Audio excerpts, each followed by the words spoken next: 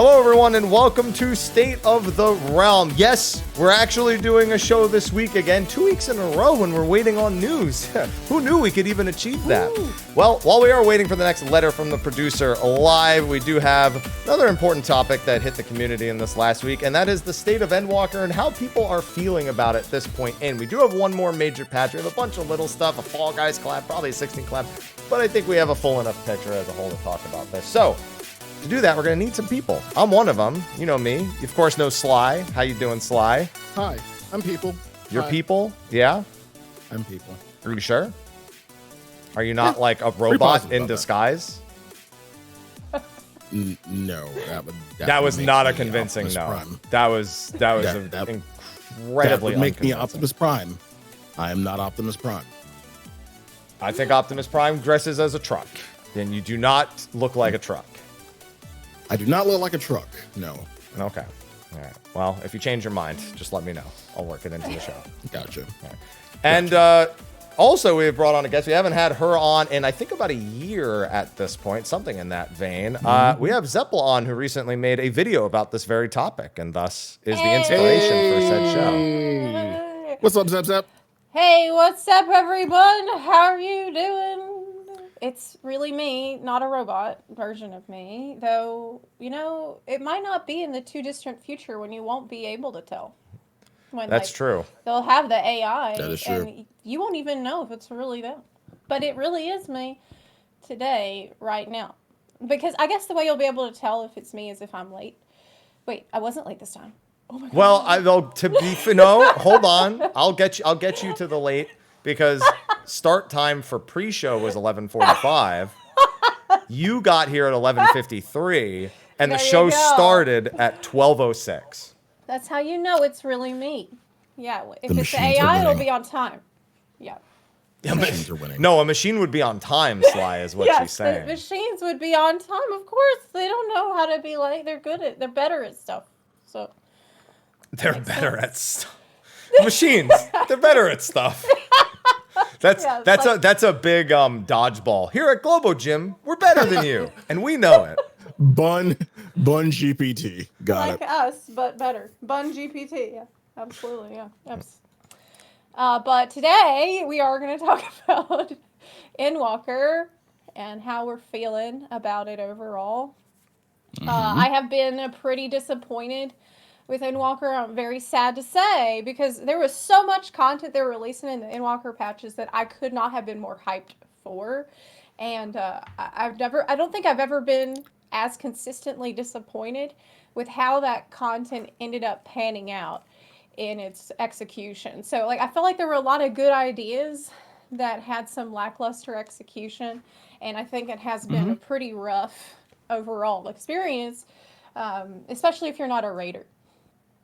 Oh yeah, as a I raider, feel like this show's gonna be pretty fucking easy. Yeah, this is gonna be the easiest goddamn show. I swear to God. Yes, I'm good. Like, yeah, we're good. We're good. Yeah. So if you're not a raider, like, it's just I found it very difficult to find things to do consistently, like over and over, to just keep coming back to do that one thing. It feels like a lot of stuff are one and done. You get in, you clear out, for example, all the 12 paths of the variant dungeon, and you don't really have reasons to go back.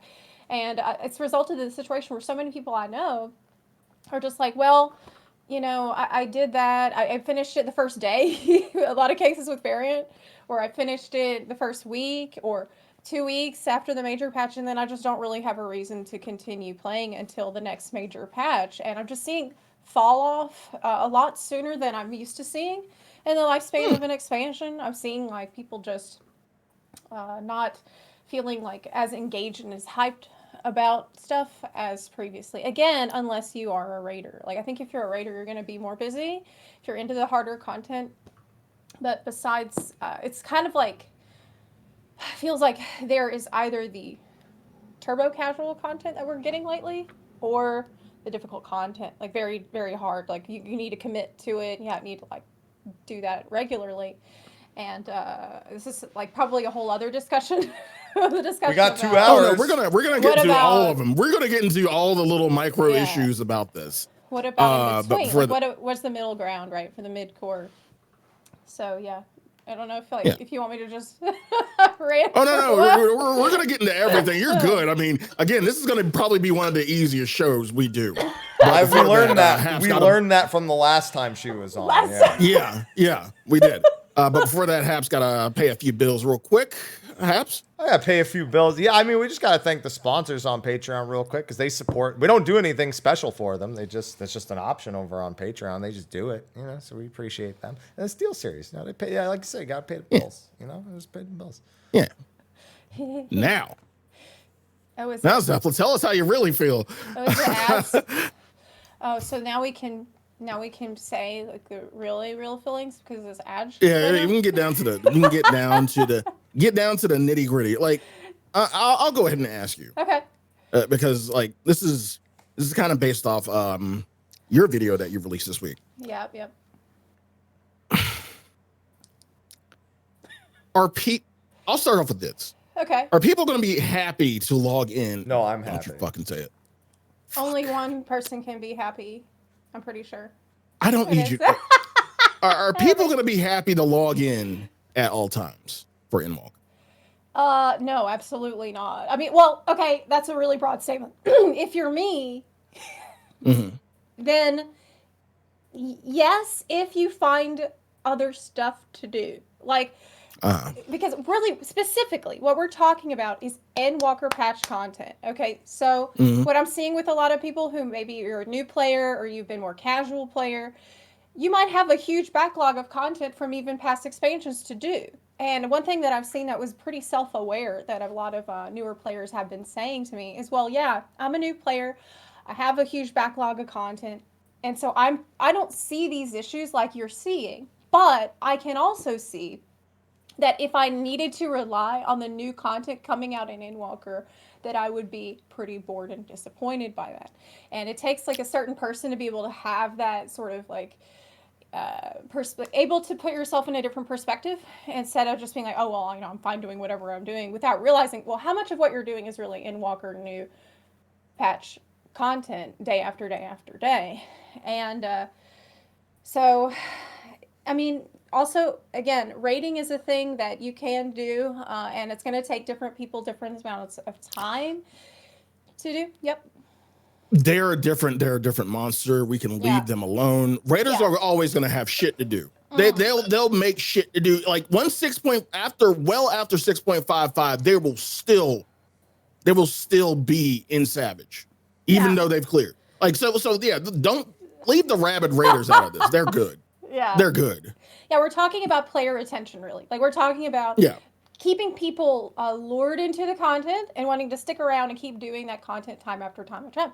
And one thing that I'm hearing from people is, well, why don't you just want to do it for the love of the content? Like, for example, with Criterion, I hear this all the time. People are like, well, maybe it doesn't have rewards that people care about, but why don't you just do it because you love the content? If you say it's such a good content, why don't you just do it for And that's a romantic idea, and I'm sure there are people that do that, but I think it's really crazy to think that that is what is going to get people in the door to that content. You think that is what is going to get someone who doesn't know anything about it to give it a try, and then maybe after they give it a try, maybe then they'll be like, wow, I really love that, and I'm just going to keep going back, like what I do with BA.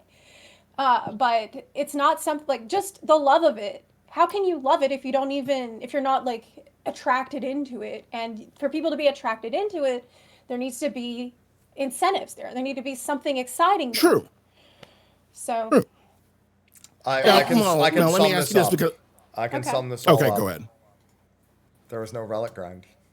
It all could be summed up. We'll talk about that too. That's a big part of her argument. I could sum it up in one. That could sum it up in one sentence. Yes, that's a big part of it too. No but,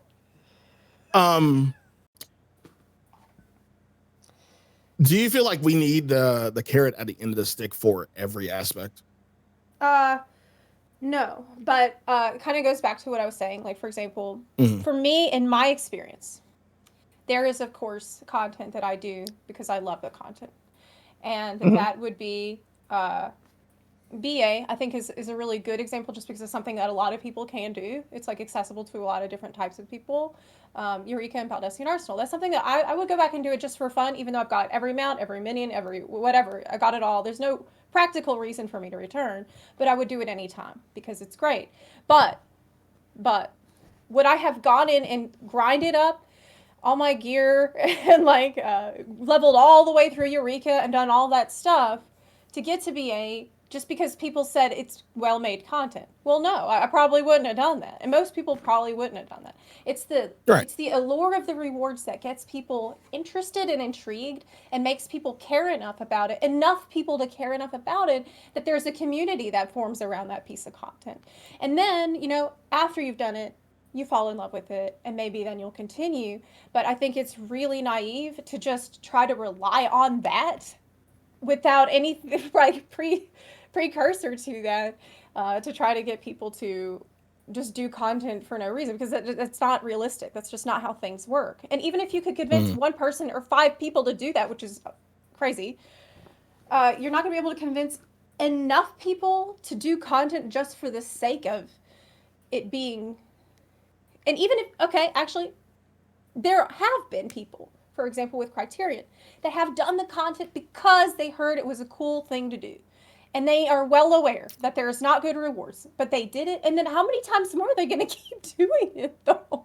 Like, it doesn't just... Rabid Raiders. Let me tell you, people vastly underestimate the rewards from Criterion. Do you know how much that music sheet sells for? Because nobody does it. Yo, I know someone who makes tens of millions of gil, him and his 3 pals, just grinding out music sheets and just selling them. Listen, I did, if you've checked how much money some of these variant and Criterion rewards sell for, like even from just variant dungeon, this shit can sell for like millions of gil. Easy. But I think that kind of alludes to a secondary issue with the game where the gil isn't really that useful for a lot of people. We had that issue for a long time. Yeah. Like we've needed a gil sync for a long time, and they put in a gil sync for people who have nothing to do with their gil, and they're still rich as fuck. Yes. Like they bought all the stuff from that person who sells the really expensive mounts. They bought all that stuff, and they're still fucking rich. So yeah, there's no real gil sync. Yeah, there's really not. Happy. So it seems like just gil alone has not traditionally been a big motivator for people, and they should be well aware of that at this point. It's a motivator for me. I'm still, I'm nouveau riche. I'm relatively, I'm still working on it. I'm working on my little shop. How much skill do you have? I've spent quite a lot on housing stuff and stuff for WSLY, but at patch I made 121 mil. What? I spent plenty of it. What? Yeah, the day of patch I made 120 plus mil. What are you spending? Just on the housing stuff, right? Yeah, on housing stuff. Yeah. Yeah, that's the thing. That's the main thing. I think that's the main gil sync overall is housing. Yeah. Housing thing. But now, buying stuff from other players isn't really a gil sync because they take the money. So I don't know if that. But buying the house, do you think houses should be more expensive? Oh my God, this is a whole other conversation. No, it fits in. Okay, so here's why it fits in. Okay, I just said that variant Criterion dungeons make you mad dosh. Yes, but if you don't have a gil sync to spend mad dosh, are you motivated to make mad dosh? Yes, that's how it fits in. It's about motivating players to do the content, incentivizing players to do the damn content, and it has to be there. You gotta have it, and we don't. That's it. Now, before we get into the conversation, the really big conversation, I want to preface this by saying, I would think we don't hate Endwalker. I don't. We don't. No. We don't hate Endwalker. Just don't let me go near Thor. And there are going to be a lot of apologists out there who are like, well, it costs $0 to say something nice. Well, yeah, you can be a hater for free too, but we pay a monthly sub for this stuff. So we pay a monthly sub, so we are entitled to our grievances. Yes. So let's, we don't hate Endwalker. It's just there are a lot of issues. There are a lot of issues. It's just Final Now, Fantasy 14. Oh, sorry. Are you? go ahead. Go ahead. Okay. Final Fantasy 14 over the years has set a very high bar across all of its expansions. It has consistently released a lot of excellent content to the point that there were many years I've been playing. I didn't even have to worry, is this going to be a good content or bad? Like, I just know it's always going to be great. And I feel like Endwalker is the first time where I really felt like it was starting to show its cracks. And people who normally don't think about that kind of stuff started to feel like maybe this has gotten a bit too formulaic. And a lot of people have been saying that for a lot longer, but now it's becoming more apparent to more people. And I will say this, like, you are one of the people who saw the signs pretty early. You saw the signs pretty early.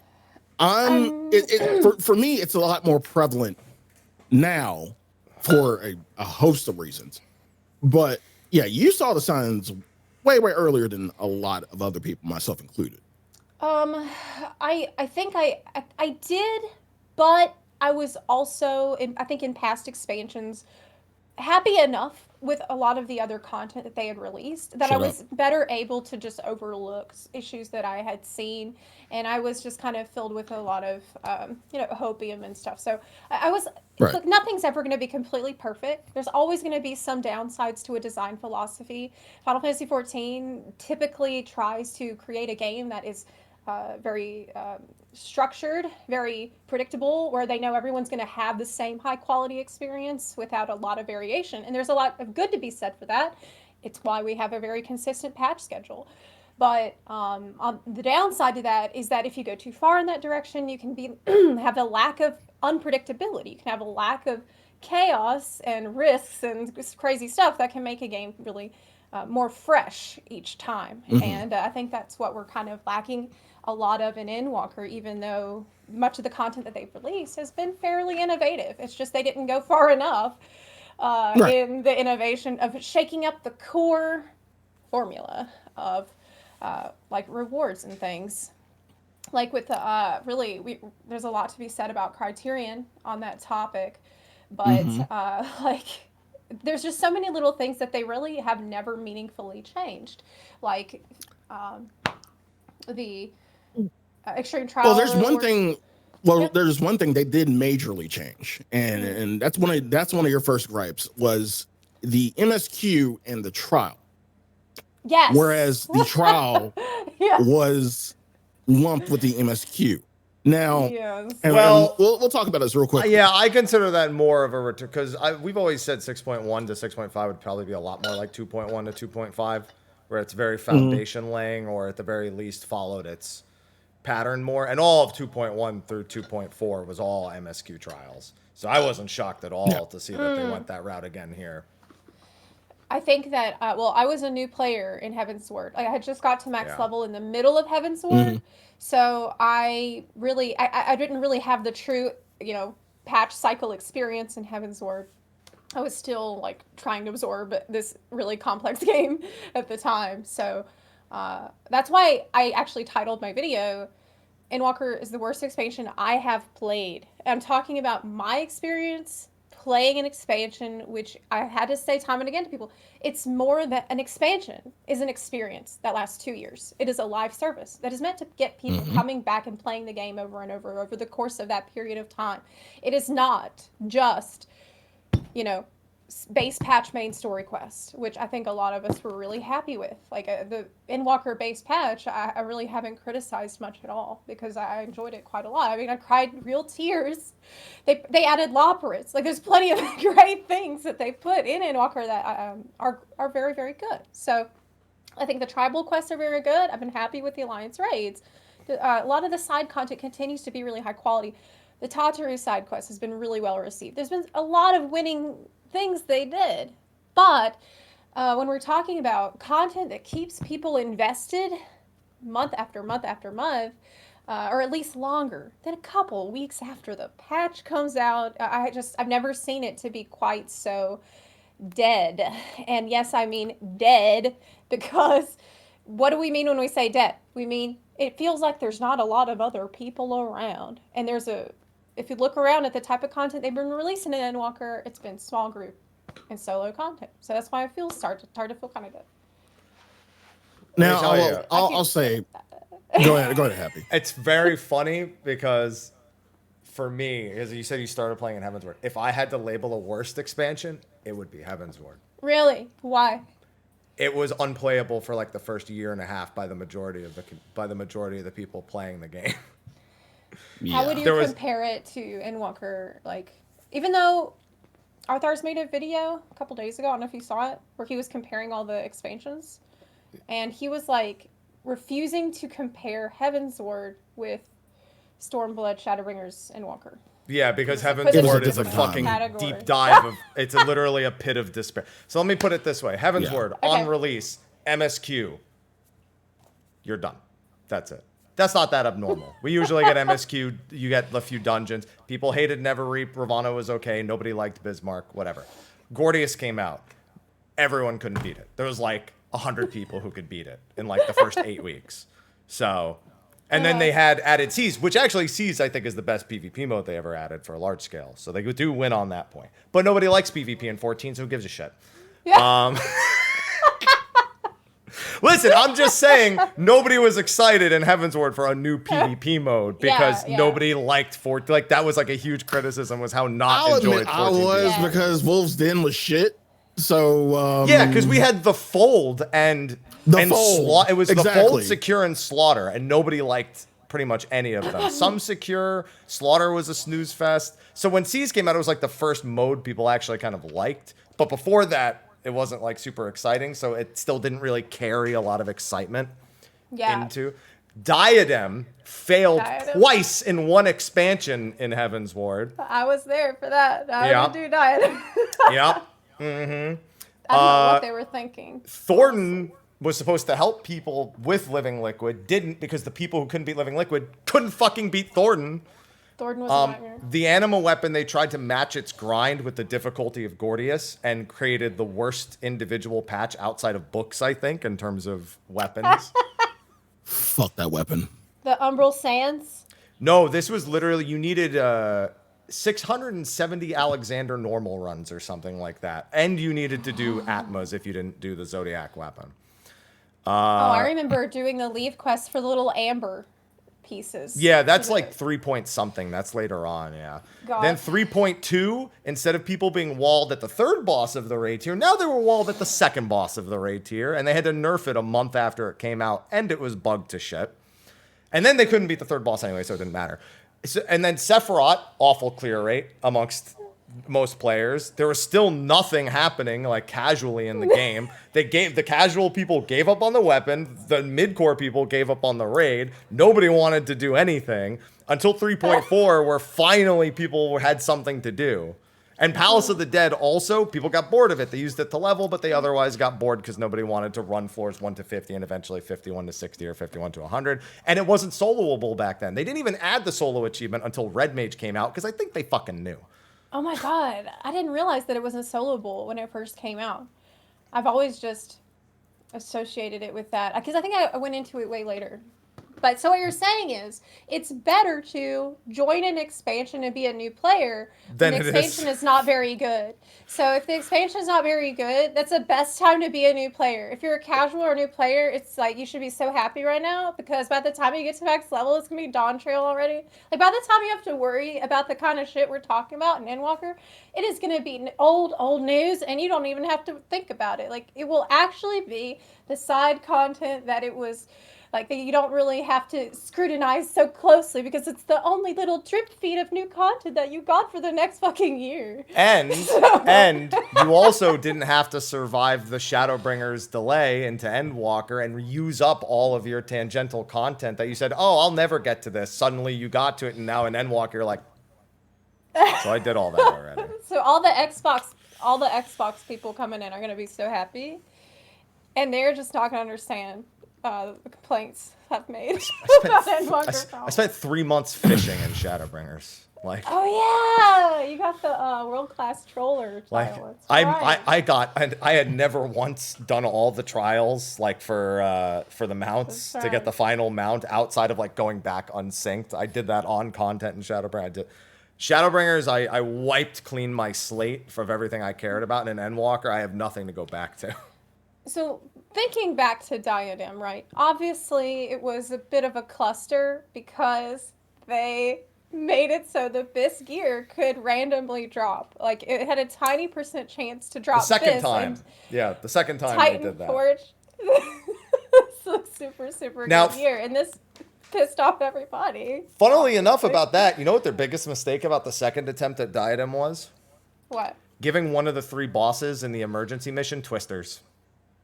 Uh, That was the single biggest mistake they made in all of Diadem, because if they didn't do that, people wouldn't have given up on all the failed parties, because that was the thing that killed people was Twisters. Which boss was that? That The had wind boss inside. So what happens is when you go into the emergency mission in Diadem, there's a big stone tablet face looking dude, and you kill him, and then it teleports people into the main room, which has 3 bosses on the outside, the pillar in the middle. And I'm saying this like it's present tense when this isn't even in the game anymore.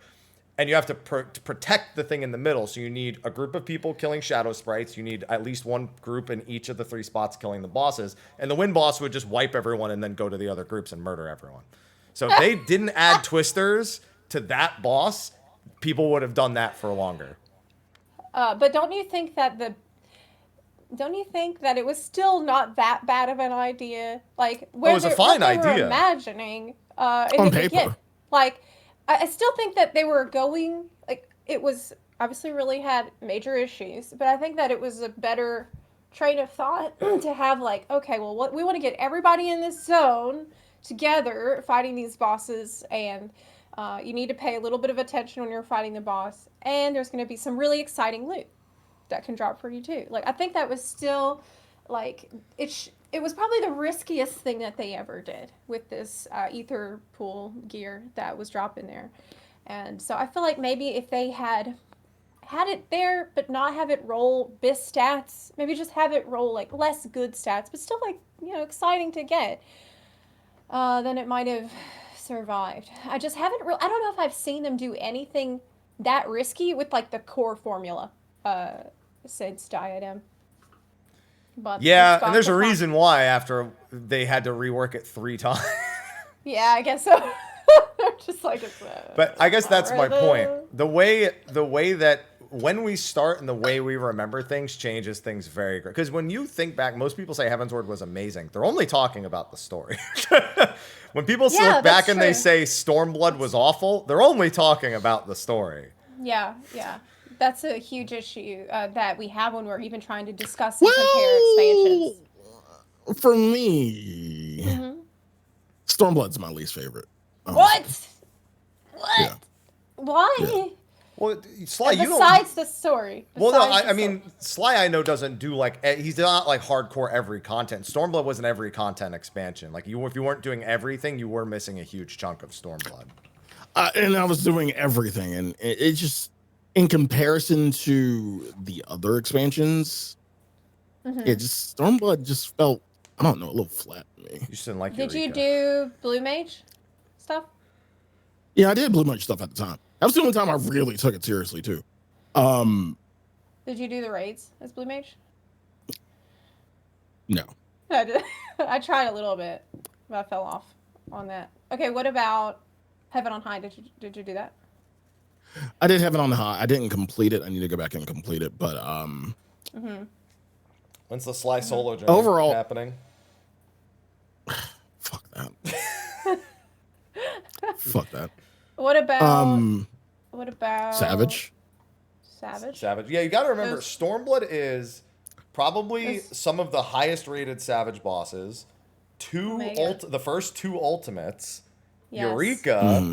Eureka. Heaven on 4 High. zones. Yeah, 4 zones of Eureka plus Baldesion Arsenal with a relic grind and relic armor in the later parts as well.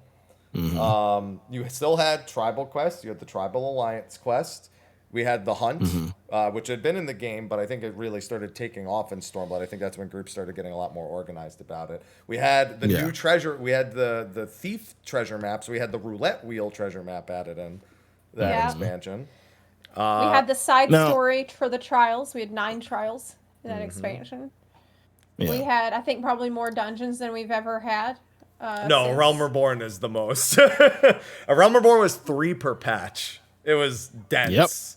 Yeah, it was 15 dungeons added post-launch. It was Holy shit. something, yeah. They had Hildy. We had Hildy in Stormblood too. Also. And we had a trial for Hildy after Heaven's Ward didn't have a trial for Hildy, as another reminder. Yep. We had Ivalice. Like, it was Yep. stacked on content, honestly. It was. I think that's a thing that... It's a reason why a lot of us looking back feel like perhaps we judged you too harshly, Stormblood. Because, like, looking back at it, God, it had so much content than we've had before. I made this comment on Twitter under somebody who had watched your video and was like just weighing in on other people's opinions, and somebody brought up, it was like, yeah, people say this during every expansion, and they're right. I've done this discussion however many expansions there are now. I've done this exact same discussion. Then when you think back to it, it sounds like all, you know, it's all roses and violets and chocolate and candy. And I always say the main reason is because when you remember things back in other expansions, you don't think about how it felt to do patch to patch. You, like, your perception of the time that all that took place in is like shrunk. So you just condense every memory like this, and you just think of every activity. Yeah. So yeah. See, the thing is, today we're kind of like isolating certain issues about Endwalker. Well, and once we look back on it, we'll lump all this shit together, and probably still have a similar viewpoint. Okay. In terms of everything, because like we're remembering everything. Yeah. Like, for example, and I'll start us off like I said, MSQ and Trial. MSQ and Trial being together, it really didn't really put a damper on the MSQ as a whole. But I will agree with you, Zepla, in saying that, like, making the trials predictable, because we know the story, and they're like, well, if you already know the story, you already know who's going to be next. It's so-and-so. Yeah, but the trial series have never been that different. Like, the biggest reveal is the initial trial series. Who the boss is has never really been the mystery of the trial. Like, the only mystery we had here was Barbaricha being first. Well, and see, the thing is... By Sarah. Go ahead. I was surprised when Seiryu came out, because I wasn't expecting the sexy dragon guy, and that was awesome. Oh, you mean visually? Yeah. Well, I mean, Barbaricha is something else, let me tell you, compared to her original. I'm just being contrarian, honestly. And have you seen Rubicante's legs? Come on. Oh my God. He has the cape on. It's hard to see. Until he doesn't. I'm sure that's fan art for that. But yeah, Zepla, you were saying that, like, the trial in Endwalker felt forced. Yes. And I compare it, when I think of forced, I compare it to Stormblood's raid series. That was forced. Yeah, Omega. They just Omega. Omega was forced as shit. Like, it was just blood sport with just a bunch of Final Fantasy references. Yeah, honestly, that's all fair. it was. I think that is fair. With Omega's story, I was kind of annoyed by that in the same way that I felt a little bit annoyed this time. Like, it was like, okay, well, how convenient that each time we're just going to have a new, like, old Final Fantasy reference, and it just was a little bit like... But I loved the story about Omega, like, as a character, and the history of Omega. Yeah. That was cool. Mm-hmm. And that's why I kind of felt like, I want to know more about that. I want to hear more about, like, this journey that Omega's been on. Yeah. And it was kind of like, well, it felt, forced, a little bit shoehorned in, is what I'm saying. There's nothing worse. Let me tell you this. There is nothing worse than these two elements combined. A fan service raid where they're adding in past Final Fantasy bosses, and the number of people who have purchased and played Final Fantasy VII. Because every fucking 5 minutes I had to deal with... So Sephiroth's definitely a boss in this, right? I've never wanted to collectively kick a group of people down the stairs more than that. Down the figure that says, "Get out of my comment section! Go! Go!" Well, I mean, it's like... Once they know they can get some fan service, they start feeding for more of it. It's just, what's next? And look, I love the fan service. And I said this in my video, and I say it again, that fan service usually in this game is not as in your face and feeling as pigeonholed in there, shoehorned in there, as it had with this trial series. Usually it's more like, oh, this is a nice nod. And if you play that old game, then you'll appreciate this nostalgic reference. But usually it's not like, oh God, let's set up this entire scenario where we will have this other boss appear in this very specific location because that's how it happened before, and it's just way too much. But I also feel like maybe everything that happened in the main story quest in the filler patches would have been fine if it had been a side story trial series. Maybe it wouldn't have been the best trial series we ever had in the history of the game, but we wouldn't criticize it and scrutinize it as much as we are now that they have made it the main story quest for this part of the expansion, because this is the bread and butter of the game. This is the crown jewel of Final Fantasy XIV, is the main story quest. A lot of people, they will log in for the patch, do the main story quest, and then they won't play again for 4 months. That's all they care about. And so, like, we have, rightfully so, high expectations for it. And there were some good parts. Like, again, I said, I think Zero is a pretty good character. I've liked, time spent with the Scions and seeing them hanging out in normal situations. That's been fun. But it just hasn't felt like we've really gotten anywhere. It's kind of felt like we're just treading the same old ground. And it's been really disappointing. See, this has been my ideal expansion, actually, oddly enough. Really? So you can play other for games? MSQ? Precisely. There you go. I will say this about MSQ. Because again, we just finished this 10-year-long, journey, and we're left with the question of now what? And this is what we get. Oh my God. And I kind of feel like MSQ is linked to like a lot of the other issues with Endwalker. And I kind of feel like altogether, I can sum it up like this. In sports, when a team has a really good year, wins a championship, comes back the next year and is complete shit, we say it's a rebuilding year. And that's kind of what it feels like right now with Endwalker. It's a rebuilding year. It's a rebuilding 2 years. Literally, considering they redid all of the MSQ also in Endwalker to boot. Wait a minute. When did we get Flying in A Realm Reborn? Was that in Endwalker? Was that before? I think that was before Endwalker. I remember it was just in a random patch. Oh. Was it in 6.1? I thought it was Shadowbringers that we got back. It was in 5.3. Okay, I couldn't remember. We got something else major in Endwalker on top of just the dungeon revamps, MSQ revamp. That I can't remember. There's a lot of little things they did in Endwalker. I've appreciated Endwalker's quality of life. It's been something. When are we getting chat bubbles, though? That's the only QOL we need.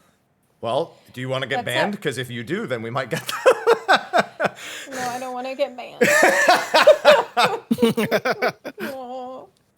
But it's a really good point you just made, Sly, about this main story quest for 6.0 was the ending finale, epic finale to this huge 10-year story arc. And I feel like that has made it so much worse that they decided to spend the rest of the expansion with the most filler shit imaginable. Because there has perhaps never been a more important time to convince people, hey, wait, I know it feels like we just finished everything, and I know it was a really satisfying conclusion, but wait, there's more. Please stay and check out the rest of this really exciting stuff that's about to happen right now.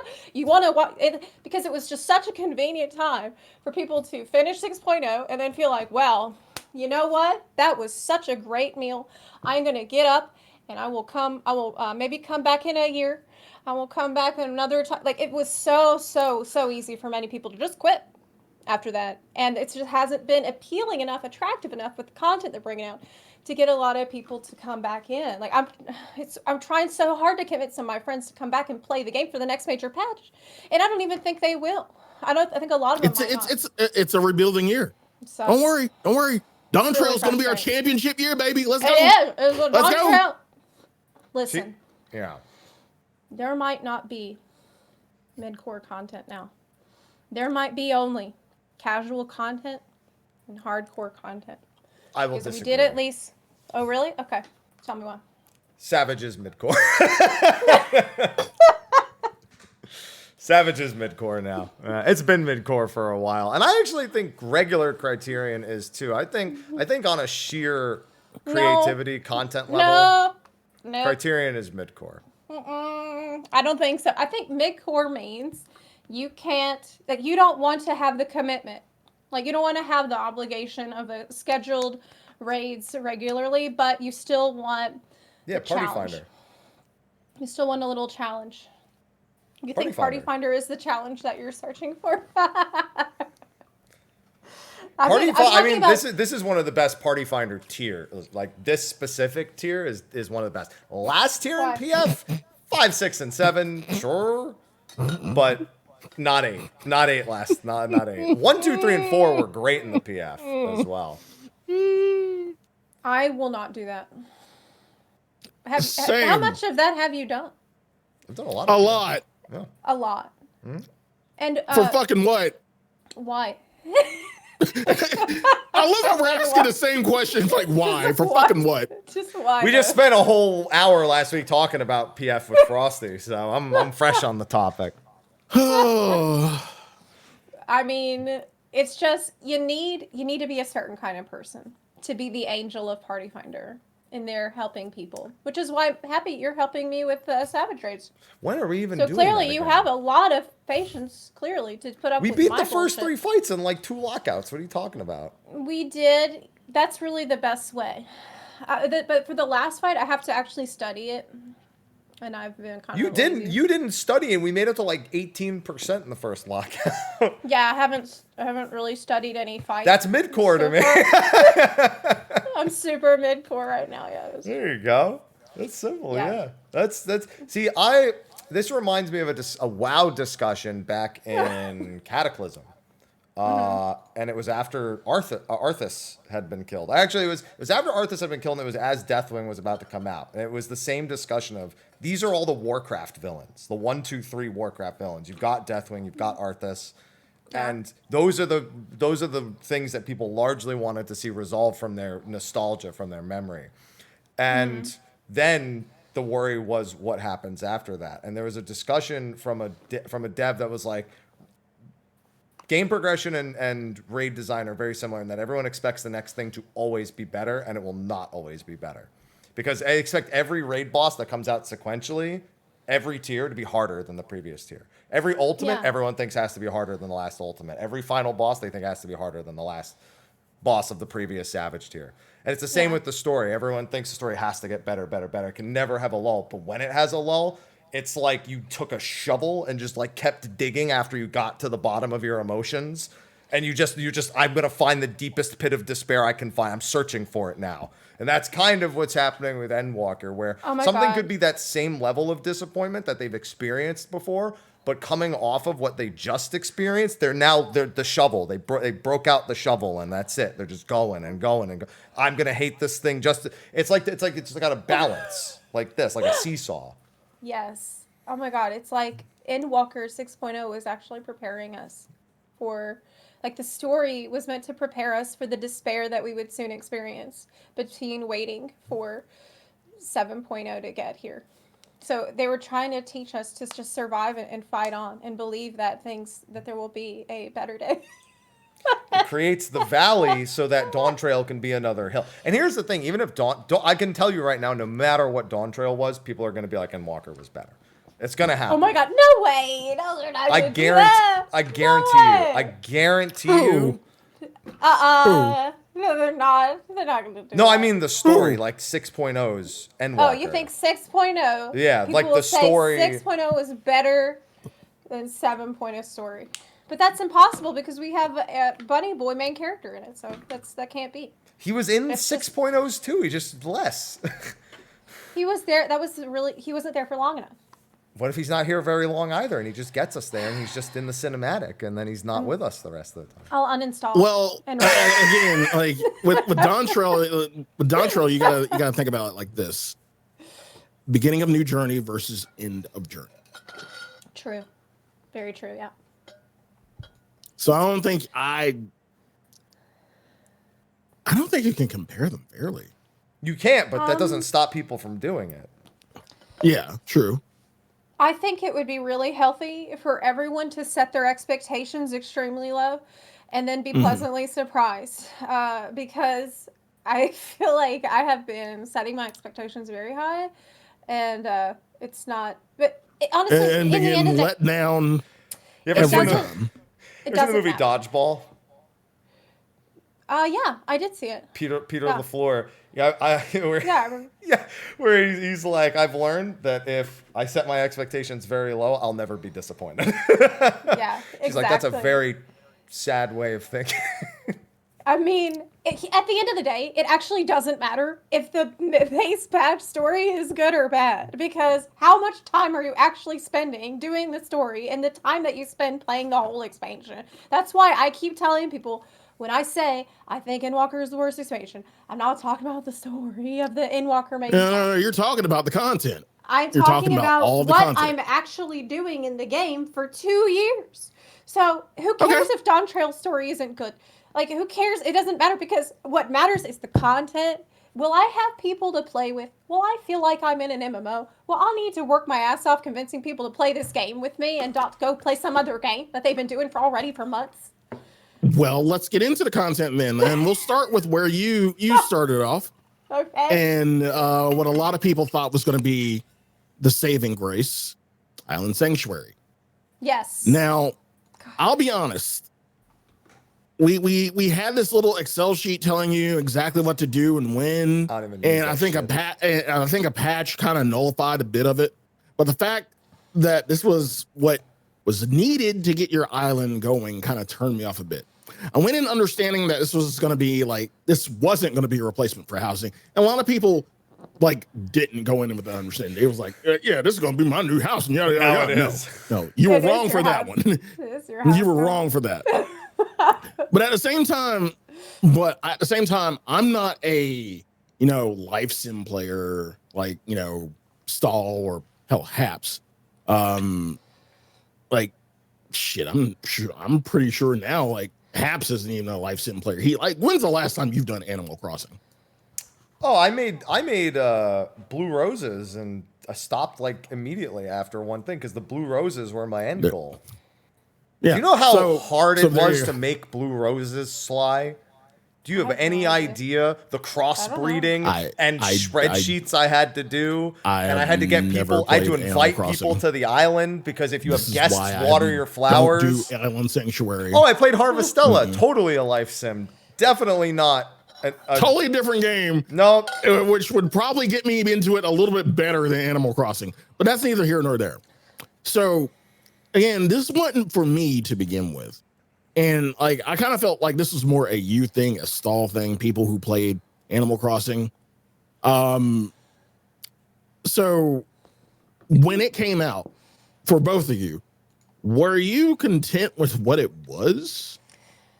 Uh, well, okay, first of all, I had been really excited about Island Sanctuary for years because I remember in Stormblood era at FanFest, they had let it slip that they were working on this secret content that was going to be like a farm where all your minions could run around. And I was so excited to hear that. And I was like, what? A farm where it's just going to be all my minions and I can hang out with my minions? Oh my gosh, that sounds great. Right? I'm thinking maybe like all the minions will have different attributes, and then I can feed them all their special foods and like all this extra cutie shit. I was super excited. And then when Island Sanctuary, they barely told us shit about it until it was just about to come out. And then when it came out, I was I immediately leveled up all the way. I collected all the animals that I wanted. And I just remember feeling so disappointed once it became apparent to me that every system in the entire island funnels into one thing, the workshop, which is the most boring thing in the entire island. Like, collecting animals is cool, planting stuff is cool, like building the different shit is cool, but the like the buildings and things. But first of all, the buildings don't do anything really. They're just kind of sitting there. Maybe they'll give you some stats for your workshop, which is really boring in my opinion. Your animals don't run away if you don't take care of them, and the only reason you really need them is so that way they will give you shit for your workshop. It's all goes down to the workshop. Why do you grow flowers and plants and shit in your garden? Well, it's all going down to the workshop. It's all the workshop work. And I don't want to do the workshop. And somebody in the chat a minute ago was like, well, if you're using a spreadsheet on the island, you're doing it wrong. Why would you min-max extra? That's not what we're talking about. When we say that Island Sanctuary is a spreadsheet, That's what I'm talking about. that's literally what it, like, go to the Island Sanctuary and talk to the workshop guy, the NPC, and he shows you a spreadsheet. That is what the UI is. You're meant to just put people, your little robots, work schedules. That's the end game. Cute, like, that's not cute. That's not cutesy, fun lifestyle content. Like, just arranging who's gonna make what in what time slot of the day. That's horrible. I was so disappointed. And then there was another thing. I thought that whenever they first announced Silent Sanctuary, they said there was going to be a whole extra area that would unlock later. And I'm thinking, wow, so later we're going to get a whole new island, a whole new map. And that didn't happen, like, later on. It's okay, like you a can cave. unlock a little cave. I mean, what the fuck is a little cave? I thought this is the reason that we were not getting Baja Zone and not getting Eureka Zone, is because they're giving us our own huge zones, but that's not really what happened either. So overall, I've been really, it's felt dead. Like, my animals don't feel like they're animals that I take care of. They feel like My bitches are dead. They feel like just they're trophies in a museum, because it really doesn't matter what I feed them. It doesn't matter if I don't feed them. They just I haven't fed them. sit there, and it just feels like they're not really living creatures. And it's just been really I remember sad. I remember putting the alligator in there and being like, you better eat all of them when I stop doing this. I know, like, they don't have, like, preferences or special behaviors or anything. They just kind of walk around, just like the minions. The minions, whenever they released the island, they said, oh, well, we have a really special surprise for you with the minions. And I was excited about that. The special surprise was that each minion has a chat bubble and says a thing.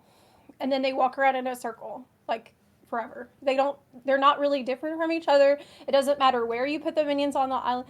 It just feels like nothing matters. It feels like nothing I do in there matters. And I just feel like they took the most sandbox, do what you want, customizable content genre imaginable, which is that's why people like to play Stardew Valley, why they like to play Animal Crossing, because they can really customize it to completely feel like their own. And for example, in Stardew Valley, things can go wrong. That's part of why it's interesting to take care of your shit, because if you don't plant your crops on time, you can lose them. Because, like, if you didn't plant your crops in the correct season, they can you can lose your stuff. There can be a storm that can come through, and that can mess up everything. There can be new guests that show up, and of course we don't expect it to be on the scale of Animal Crossing or Stardew Valley, of course not. But I guess I just wanted the different features to feel like they had more life to them. And we're not all about this one most boring thing in the entire... I just don't know what they were thinking. I really don't. And so I've been really disappointed with that. I thought it was going to be the replayable casual content that I could come back and do over and over. But unfortunately, it's not. It's not been that. At least the rewards are better than Criterion. Yes, and here's another... That's true. The rewards are better. Again, we run into the same problem of once you get your rewards, you're kind of done. But here's something that I'm actually discovering in talking to people who are happy with the state of Island Sanctuary. I'm talking to really, truly casual players who are fine with it. And one thing that I'm learning is that I am not a casual player. I'm discovering that if you actually really do content FXV casually, like once a week for a couple hours, here and there. You need the chart. Man, it's going to take so long for you to do that. It's going to take so long. It's going to last so much longer than it did or will for someone like me, where I want to put in a lot of time. And so for someone like me, it needs to be more replayable. You need the chart. You need the chart. It's the casual hardcore chart, and it's casual and hardcore on both the vertical and the horizontal, but one's time and one's activities. Oh my gosh, I need that chart, yeah. Because I'm thinking about that for my next video, and I've been really in a bit of a pickle, because I thought I was trying to be casual, but I don't know shit about being casual. Well, you can be casual in the way that Smart. you approach activities, but not be casual in the amount of like you can be a casual in 14, but spend 16 hours role playing in the quicksands. But You're- there's hardcore roleplay. Yeah, because there's hardcore role play. You might be casual in one bit, but you're hardcore in another. And there is a term, casual hardcore and hardcore casual are real terms to define. It's much like the chaotic good versus, true neutral. It's pretty much the same thing. That's why 5e got rid of that shit. Like it's too much. Yeah. It's too much. 5e got rid of that shit. All right, so the next piece of content I want to get into, Okay. Deep Dungeon, which I personally thought was solid. I thought this iteration of Deep Dungeon was solid. Now, Zep, you had a few issues with it.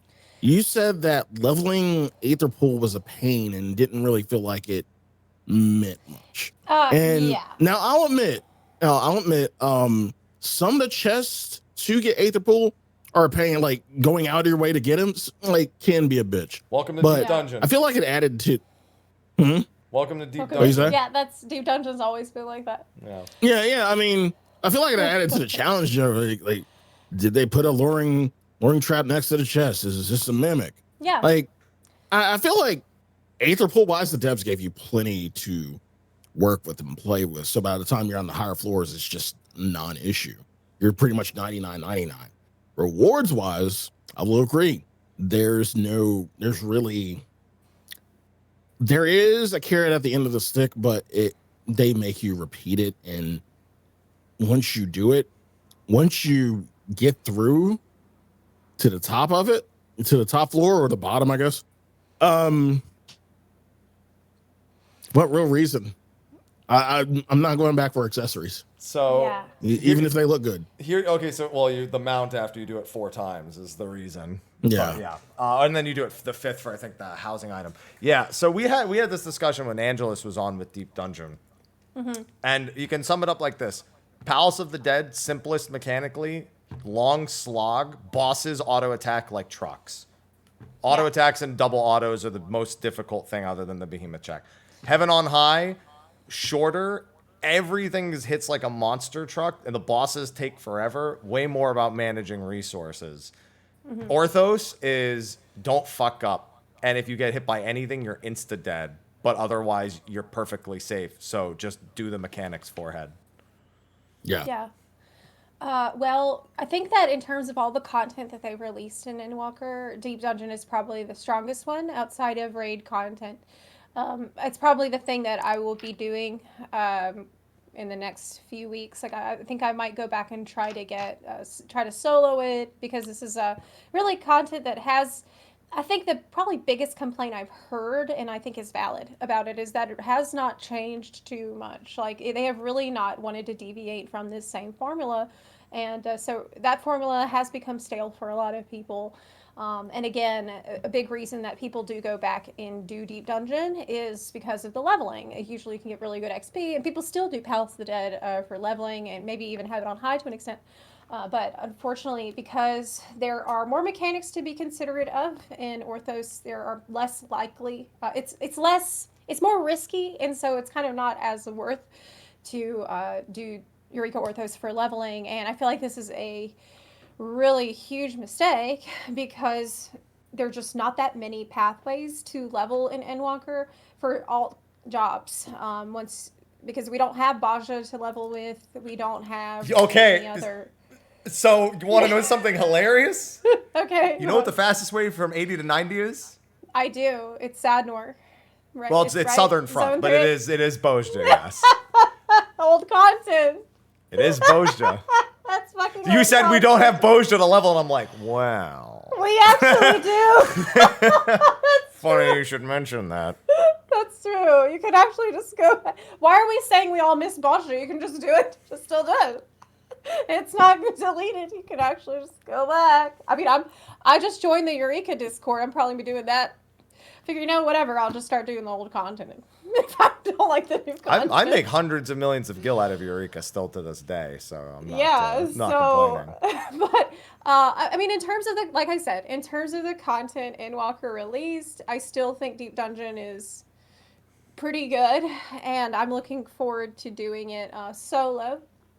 But I will say that one of the reasons I mentioned Etherpool being a pain in the ass, it's always been a pain in the ass.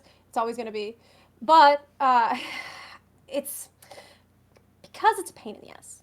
It's harder to recruit friends to come in and go through that pain in the ass with you long term, time after time.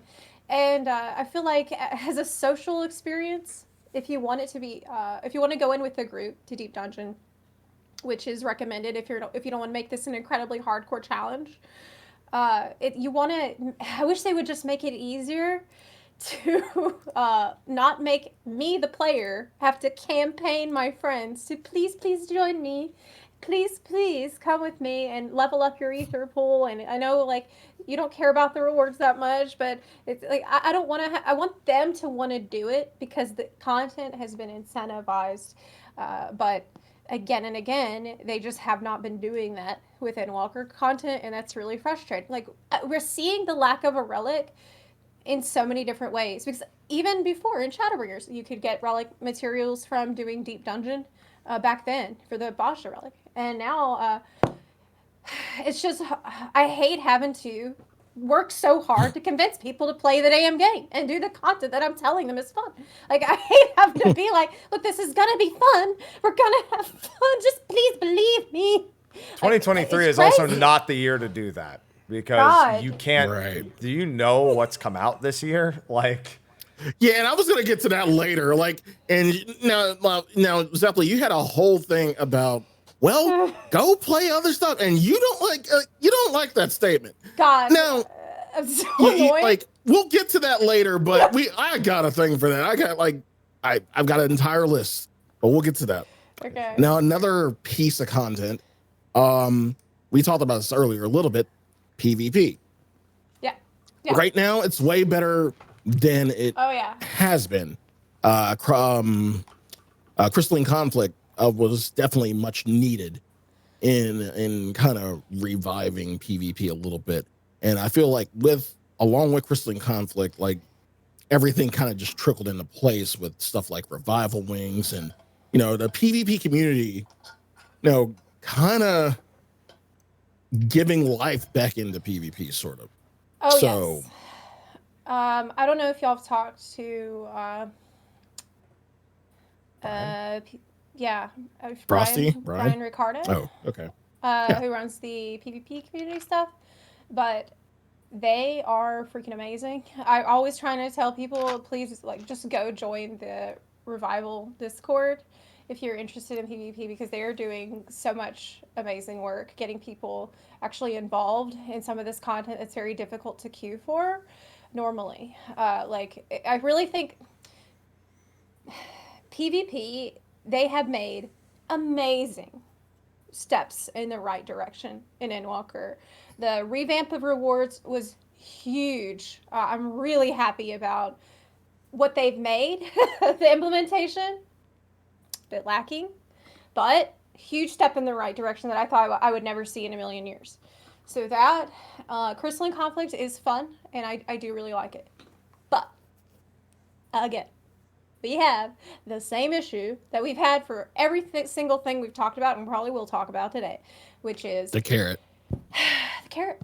It's weird. I mean, that's why you're so upset about it, because you're a bunny, so you really want carrot. I really want the carrot. Exactly.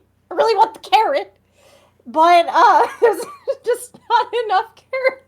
It's not Endwalker. Not enough carrots. Not enough carrots. Loprit approved review. Yes. In fact, not enough carrots. In MSQ, we had to convince them to have less carrots. Yes. The thing is, and I didn't like that part of the Maester request, by the way. I really didn't like being forced to say, sorry, I'm tired of your carrots. I don't want your carrots. Are you kidding me? Why would I say that? That broke my immersion completely. Anyway, about PvP. So the issue is, I was so happy that they revamped the rewards and they made the system, this battle pass type system where you can just PvP a lot and you get rewards. I was like, hooray! They finally listened. They see that we need people to keep playing the game between patches, and this is gonna last from patch to patch, and everybody's gonna get their rewards. It's awesome. It's gonna keep people playing. But then I did it. I went hard the first season, and I got Crystal rank, and I had such a fun time playing the Crystalline Conflict. Everybody I know was playing it. It was really good. But then I found out I got to the end of the whole battle pass in like a week. It took like 1 week.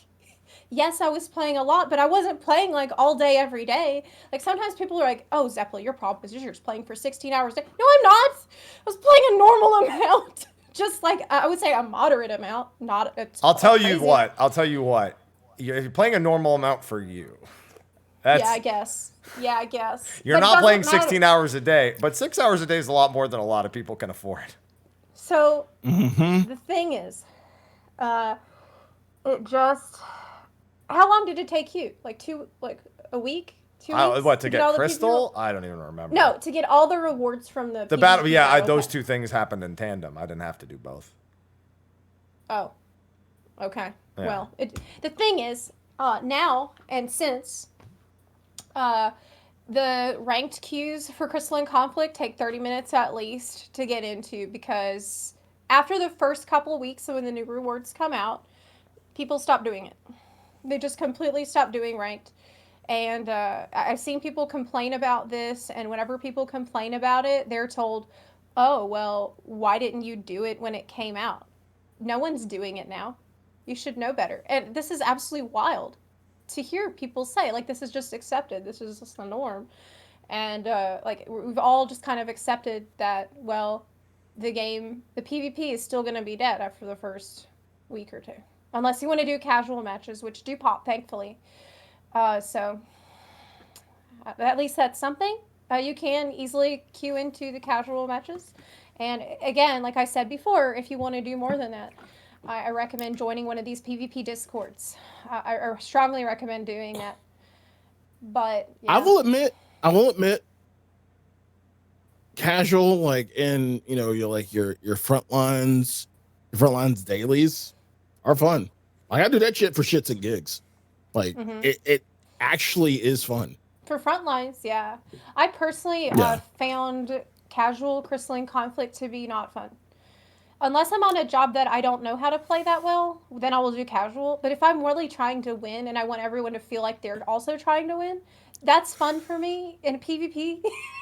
So that's why I prefer ranked. I was just thinking in casual. I went monk in casual Crystalline, and it was like I walked over to the playground and started just kicking small children down all the playground equipment.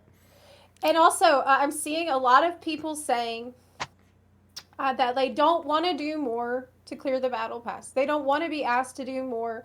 They don't want there to be more incentivization and get them to do. You don't want to work for your carrot? What? I do. Don't want to grow the carrot. Just give me the carrot. They don't want to grow the carrot.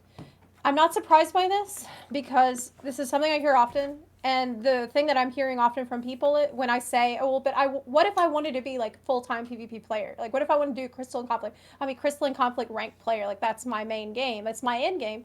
People say, "Well, then you're playing the wrong game." People say, "Oh, you want to play PvP as your end game? Then why are you playing Final Fantasy 14? This is side content in this game." So, it's very dismissive. And another thing that I hear when I say that I want there to be perhaps a ranked team queue, where everybody's in teams and you can queue. When I suggest that, people get mad about that too, because then they say, "Oh, but if there's that, then there will be less players in casual queue, and then the community, we just don't have enough people doing it to split the community like that, and now it's going to take longer for the casual queue, and this is a casual side stuff, so forget about it." And it's just kind of like, well, then where do we go from here? Like, do we just, okay, I guess we're all just accepting that we're only going to have the serious attitude towards a ranked Crystalline Conflict for the first couple weeks of a major patch, and that's all fine. That's okay. You want me to pay $15 to play for 1 or 2 weeks of PvP if that's all I care about? We're all just going to be fine with that. Yeah, then just stop. And it'll stop. Yeah, just stop. This is you realize like you pay a sub every month. But then, well, that's why you turn it off. we pay again. It's so I went exhausting. over this. We pay that sub the bitch at CBU3. That's why we pay that sub. Yeah, I guess. I mean, we could be a hater for free, but we pay that sub the bitch at CBU3. I mean, I don't know. I've paid my know. sub 6 months at a time. Even my 11 sub is still going. So who am I to talk about? I don't. I also pay it 6 months at a time. Yeah. Yeah, but I mean, I'm gonna be. Look, I'm the kind of person I will always be subbed. I will always be playing, no matter what. Okay, unless they delete Vieira, I'm not going anywhere. Hold on, emailing Yoshi P. Yeah, I can't. Suddenly, you can hear that. I can sense. Did you play League ever, Zepla? No. Okay. At one Every time I ask people if I should play League, they all say no. Yeah, that's they all say no. It's the only game I've ever heard about where all the players that play it tell me not to play it. Yeah. So there was a point in that game, like maybe 8 years ago at this point, where as part of a story event, a character that you can play as died, and they made them unplayable and ranked and casual and everything, and everyone lost it. They were like, "This is the dumbest thing you could ever do," and I imagine that happening for Vieira, just like. All Vieiras have to be race changed. I would riot. I would Gangplank's fly over dead. there. I would absolutely lose it. I would go nuclear. So, yeah. Anyway, the PvP community is a blessing. They are there. They are keeping PvP active if you do want to make PvP your end game. I'm always, every time it comes up, I'm just shouting from the rooftops, telling people to go join the Revival Wings Discord and get involved, meet the other people that want that and want more for PvP in the game, because a lot of other people will just be very dismissive. I will say this. I kind of feel like Rival Wings is kind of incentivized now with the Mog Tomes. Absolutely, yeah. Mog Tomes is, I think they usually do put Rival Wings for the Mog Tome event. Yeah, they do every time. Every time. Yeah.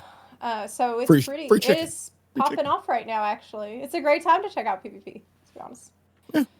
Yeah, so it's getting better. Look, they have a lot of work. They have a lot of work to do with PvP, and I think one of the biggest hurdles that they have is overcoming player perception about PvP and like making players want to give a shit that PvP is better. God, you're lucky you were not around in patch 2.2. Yeah. Because 2.2 like is when the fold was added. 2.1 I believe is when the fold was added. Is when one of the two is when our first PvP map was added. And the sheer amount of why are you wasting your time even adding this to your game was like Yes. That still exists. It's been that way since the fold came out. Yeah. Anytime you suggest PvP improvements, people get really worried that it's going to be like you're taking away from my opens up list development time from Island Sanctuary. From fucking Blitzball. How about we can PvP in Island Sanctuary? Okay, so give me hide and seek. Me a gladiator arena that I can build in my island, and then I can PvP with other players.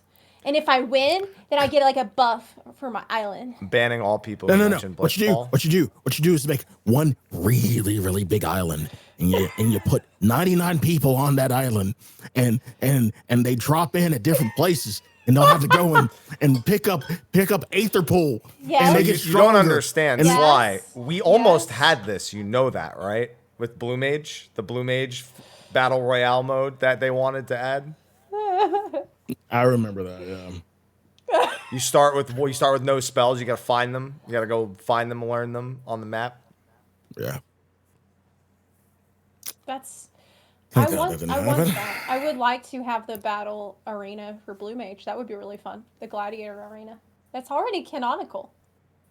Like that's lore accurate. That would happen. Blue Mage fighting.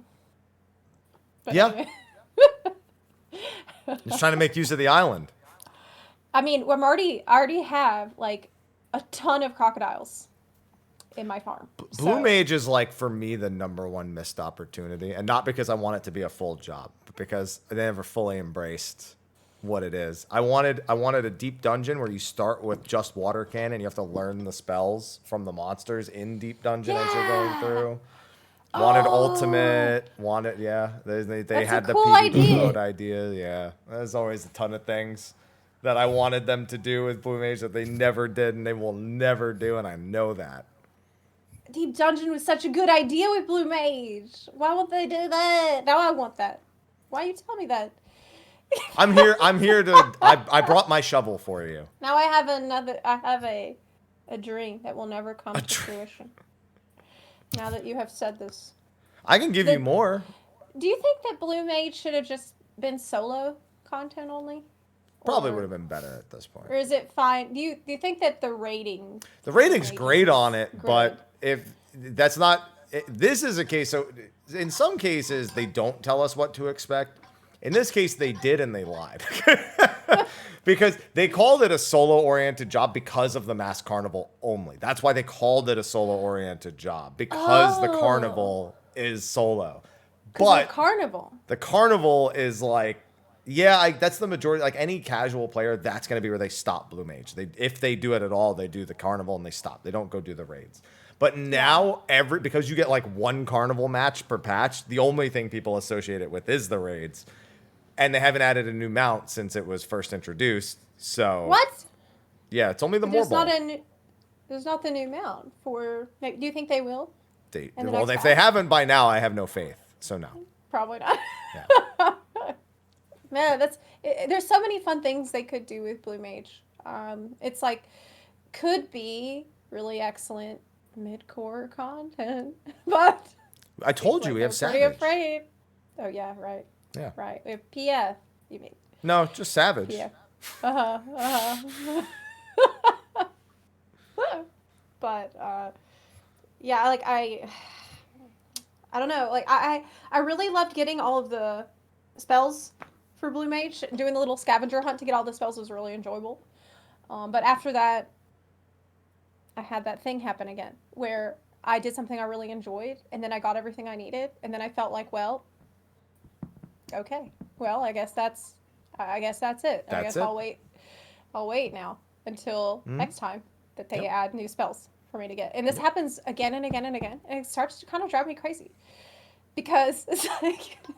And then occasionally, sometimes the Mogtomes let you break out the Blue Mage, and you're like, all right, here we go. Yeah, that's the main use. People remember Blue Mage exists every time there's a Mogtome. Except this one. This time. Not this time. This time it's 1 warrior, 7 DPS, P1 or PvP, and MSQ roulette.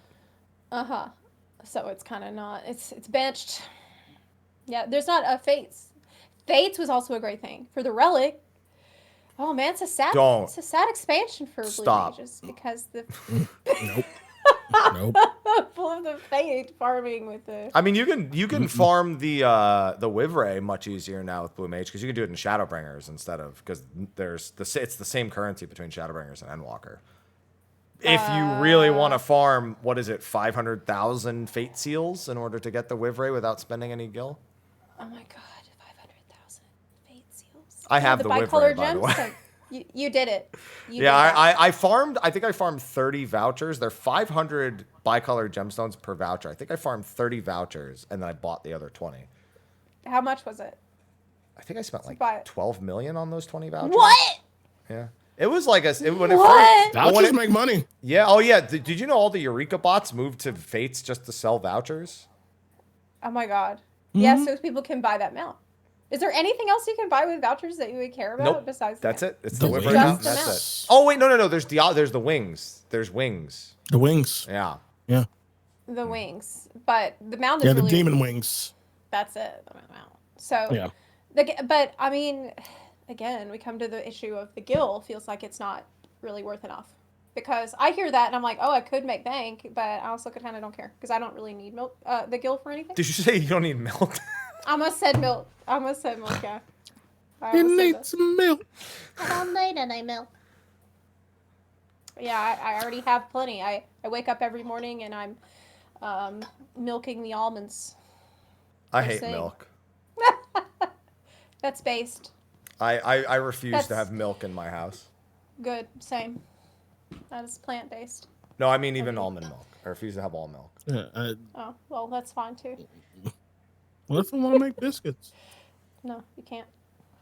You need to use soy milk, or hemp milk, or cashew milk. I will buy a oat small milk. thing of milk for recipes only.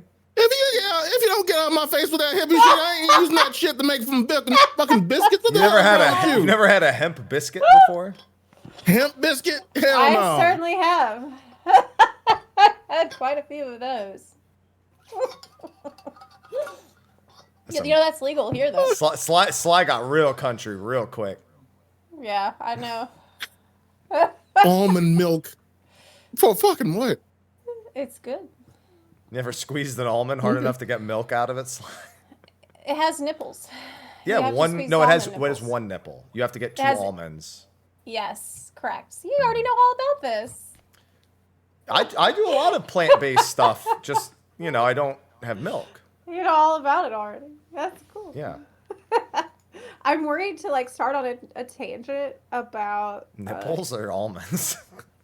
About Endwalker because I don't know, if you want to hit each piece of content one after another or what. So I'm we talked about PvP, talked about Blue Mage, talked about Island, talked about main story quest. Can I just say, I'm glad that we actually... So I would like to rebuttal your statement that the trial is MSQ. Okay. Because Pandemonium is not? MSQ. And the trial series is the side story. Shit, you're right. It's just MSQ we only get every 2 patches instead of 1. Oh my god, you're right. Can I just say, there's nothing that pisses me off in this game more than the fact that Nier got an update every patch, even between raids, and Pandemonium and Ivalice and everything else didn't. But Nier, they said, let's fucking put 15 minutes of you talking to dwarves in between every patch. And I was like, stop. Yes. Stop it. Nier, we don't talk about Nier. Listen, I'm okay that they did it for Nier. The problem is it's the only thing they did it for and never did it in anything else. Well, that's not true. The 0.3 patch always has Sapphire Weapon or the Genbu fight with Tataru running around. It's had that. Yeah. Or I think with Nier, they saved a lot of money on the writing. So they just didn't really spend a lot of time writing a good story for Nier. So they had used all that extra money and they could put it towards the other stuff. So that's why. I have a kindred spirit here. I was honestly so pissed about the Nier raids that it made me mad. And everybody was so excited for it. There's a lot of people who genuinely love it. And I know all the Draken Nier lore. I understand all the implications of it hurting. I know it all. I just still don't like it. Yeah. I was just like, why? My ass was just probably the only one why? Why is this? Why are we doing this? You know how much more I'd love the Alliance raid series here if in between patches I just got to go to their sanctuary and just fucking chill with them or tour around Eorzea with them. It'd be a short-lived experience, but a good experience. Yeah. I wish I could bring the NPCs back to my island. Whenever they announced Island, I imagined that I would be able to bring Estinian to my island, and he'd be able to stand on the beach with his shirt off, with the wind blowing in his hair. Doing push-ups. And stuff. No, he's got to do beach push-ups. Yeah. Oh my god, and beach push-ups. That's what I thought was gonna happen, and I thought that I could go get in the water and pretend to be drowning, and then he would come and rescue me like a lifeguard. But that never happened. In slow motion, though. In slow motion with the music playing. You're drowning at normal speed, but he's running at you in slow motion. His dragon song is playing. Oh my god. Yeah, but none of that happened. What the hell? I did put him on my beach. I got the little Estonian minion. Quick side note. He walks around the beach. Quick side note. Are y'all getting the Eorzea Academy book? The manga, you mean? Mm-hmm. I don't know. Yeah. Probably not. I'm never going to do anything with it. And I've already read everything Audrey said about it, so. I could. Yeah, it could be fun. Yeah, I definitely want that. Definitely want to get it. Yeah, for sure. For sure, yeah. But speaking of the Alliance raids, there are some good Alliance raids. in Endwalker. Yeah. I actually did not mention it. Yeah. I realized after I made my video that I had neglected to mention the Alliance raids. And the reason for that is because they're good. I like them. So in the video, I'm thinking about all the stuff that I was mad about. And then afterward, I'm like, well, of course I didn't mention the Alliance raid. Because I thought it was pretty good. I mean, I liked it for what it is. For the spectacle that it is. For the music. For the beautiful characters and Nofka. Right? And all that stuff. So I enjoyed it quite a bit. I actually like the story for the Alliance raids. Very simple story, but still intriguing. And that gave me a lot of hope for Dawn Trail. Because they said in a live letter, I think, that maybe it was at the last Fan Fest, that the writers for the Alliance raid series were some of the younger, newer writers on the team. And so this tells me that those are going to be some of the same people working on Dawn Trail. And I think that is really hopeful. So I liked it. Now, there's been a lot of criticisms about the actual mechanical experience, like actually the fights themselves, especially for the second Alliance raid that we got. And I think those concerns are completely valid, but especially compared to the first raid.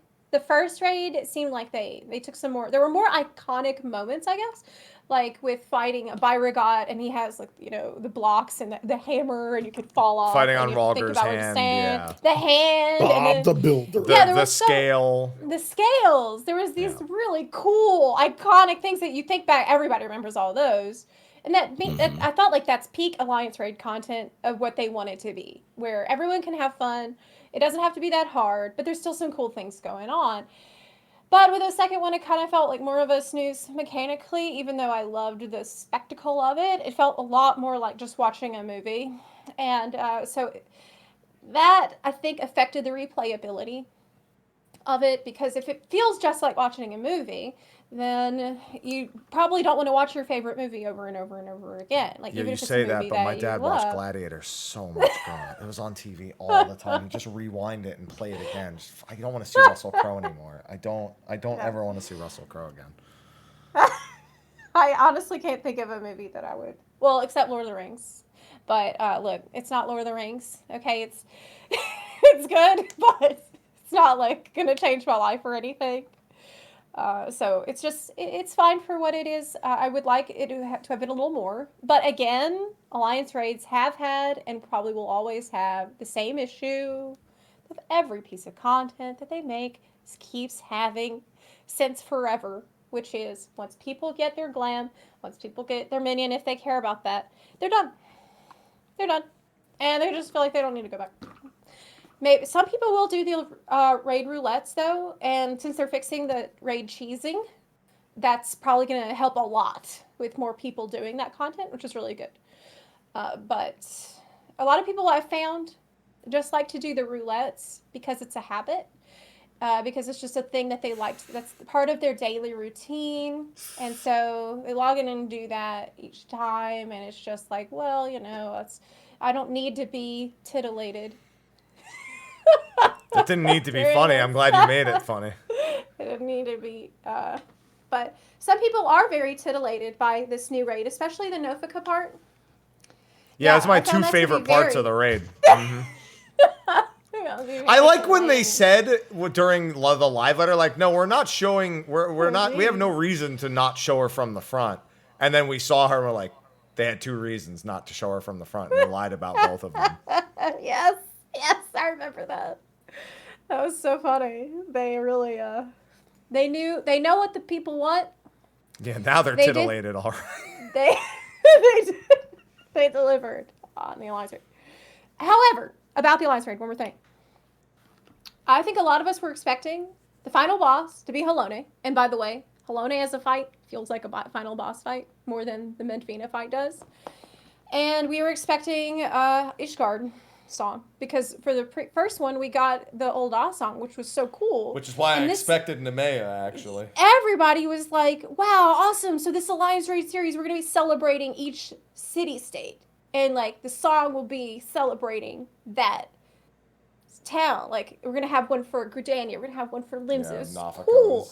I would love a Nafika song. And, yeah, it just didn't really... It was really strange that they did it this way. But I can't complain too much because the song, Menfina song, is probably my favorite song they made. It's probably one of my favorite songs they've ever made. So I'm happy with it. But I think that it did subvert some expectations a bit. I think that's kind of a nitpick. Yeah. I have another nitpick really about the nitpick. Menfina fight, though. Huge nitpick. You cannot add a giant wolf and not have people ask for it as a mount. Yes! They made a huge mistake. That's true. Every time they add something that looks like it could be a mount, and then they don't add it as a like I'm waiting. Like I can't wait for the Pandemonium mount. It's gonna be my favorite. And when you press 1, I hope it just says I'll give you special cells every time you press the mount action. Oh my God! Don't you dare say that. I've been avoiding Savage for like 2 weeks. But every now and then, imagine being at a hunt train and all yours, I'll give you special cells, just layered over and over.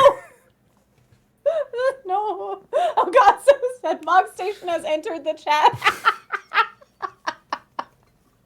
Oh my God, that's so evil. Yeah, they'll put it on the Mog Station. They actually will. I would bet anything that, I bet anything they'll do it. They absolutely will do it.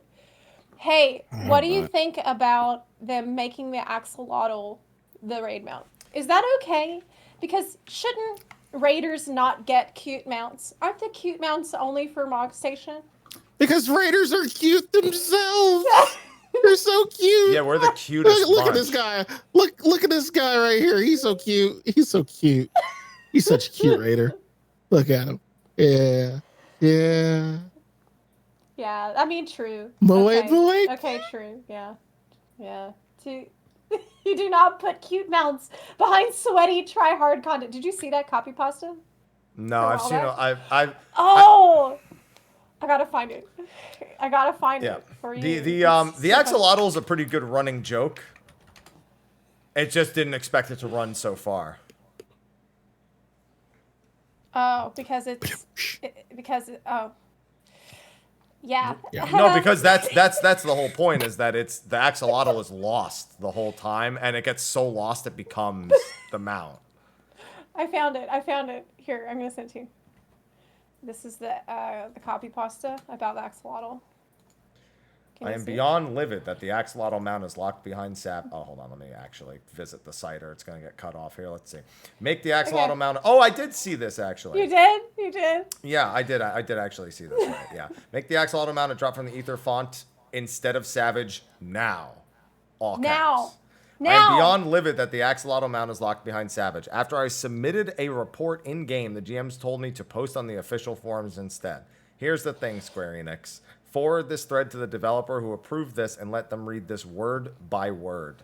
You do not put cute mounts behind Savage. Ever. Savage is for neckbeard no-lifers who play this game 24/7. Give them a crappy Magitech mount or something, but cute mounts do not belong to raiders. You're insulting all your customers by locking one of the most popular mounts this patch behind an activity no one wants to do. I feel cheated out of my $15. Next time, cute mounts need to be available in content that everyone does, or the Mog Station. I feel cheated out of my $15. Now put it on the Mog Station so I can pay $30 for it. Please. No one does this. Why would they put it in content when I could have just paid for it? This is some bullshit. I'm already paying. Don't they know I want to give them money? No, it doesn't even end there. Wait. Notice that the actual person who made the post, their character name is paying customer. Yeah. Mm-hmm. Paying. I'm a paying customer. Sorry, but you must lack common sense. Cute mounts cannot be locked behind boring content no one wants to do. Forcing people to do Savage and have to fight with neckbeards for a cute mount is incredibly offensive. Actually, yes, that would be far better because $18 is nothing to anyone who has a full-time job. Meanwhile, having to do Savage means wasting countless hours doing boring content. The only troll here is the raiders who want to deny other people cute mounts. How did your parents raise you? Oh my God. So you have been denying me the cute mounts this whole time? How did your parents raise you? This person is raiders like you. This person's a top tier baiter. I gotta say, I really appreciate this person. Have a cute mount. It's because of you You know Oh my god. The sad reality is, I say they're a great baiter, but I genuinely can't tell the difference anymore. That's why it's so good. That's why it's top. That's why it's good. Yeah. That's why it's good. It's so good. There's a picture of the Ramu mount with bunny ears. I'm guessing that's because the person behind them is wearing the bunny ears. That would have made it better. The Ramu mount. Why am I? Are you trying to suggest the Ramu mount isn't cute and he's the ultimate neckbeard mount? Literally. I mean, yeah. Take that back right now. Take that back right now. Ramu is so cute, and he would be so upset if he heard what people were saying that they thought he wasn't cute. I will say this. Can I also give Stormblood credit for being the only expansion with a dungeon that has a mount as a drop? I mean, I can because it's true, but I'm gonna say it. So yeah. Oh, from the dungeon? Alamigo? From Alamigo. Yeah, they added it later, but they still did it. For Alamigo. Well, in 6.5, it would be for Alafrigo. I remember that. The first time I got it, I accidentally passed on it. I rolled a 96 and got outrolled by a 98. I've since gotten it from Mod. Yeah, the first time I saw it, I accidentally passed on it. You passed? It's just habit. I was so fucking mad. I was so fucking mad. Just habit. Oh no. How much more did you have to do it to finally get it after you've done it? Not that much, honestly. I eventually got it. So yeah, but were you bitter the whole that day? time? I was mad as fuck. That day I was mad as fuck. No, I'm not even gonna lie. God, I'm so sorry. There's literally a poster that says, "As a neckbeard no lifer, I'm not very happy it's a savage mount, but at least it's not P10 as the mount." Very specifically glad it's not P10. I'll give you special cells. Special cells. At least it's not P10. True. I think that's something we can all agree on. It's not that. No, I disagree. Thank God. What? No, you wouldn't. No, you wouldn't. After what I just said with the "I'll give you special cells" mount action, you think I wouldn't want that? You know how much I'd harass people with that thing in hunt trains. Okay, so maybe like if you turn them out left, then it does its head like.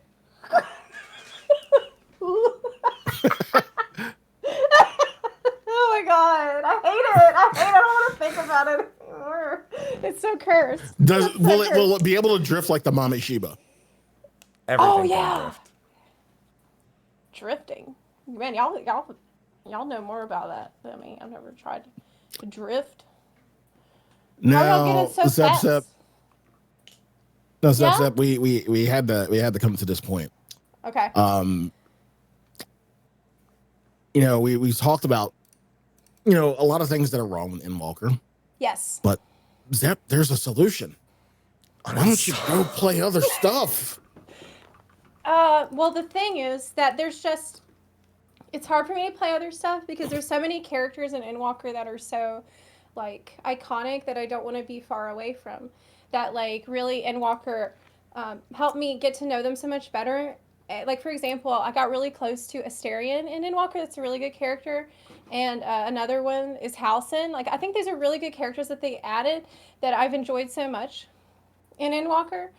And I love that they've added the sex scenes and the romance options also. Like, it's been so cool. That's what the body pillow's for back there. Yeah, right? I love Endwalker because I got to get to know all these characters really well. Oh my god, if you start playing Baldur's Gate 3, you're gonna not ever stop playing that game. I am. I just finished this. Okay. We just finished this week. But we just finished this week.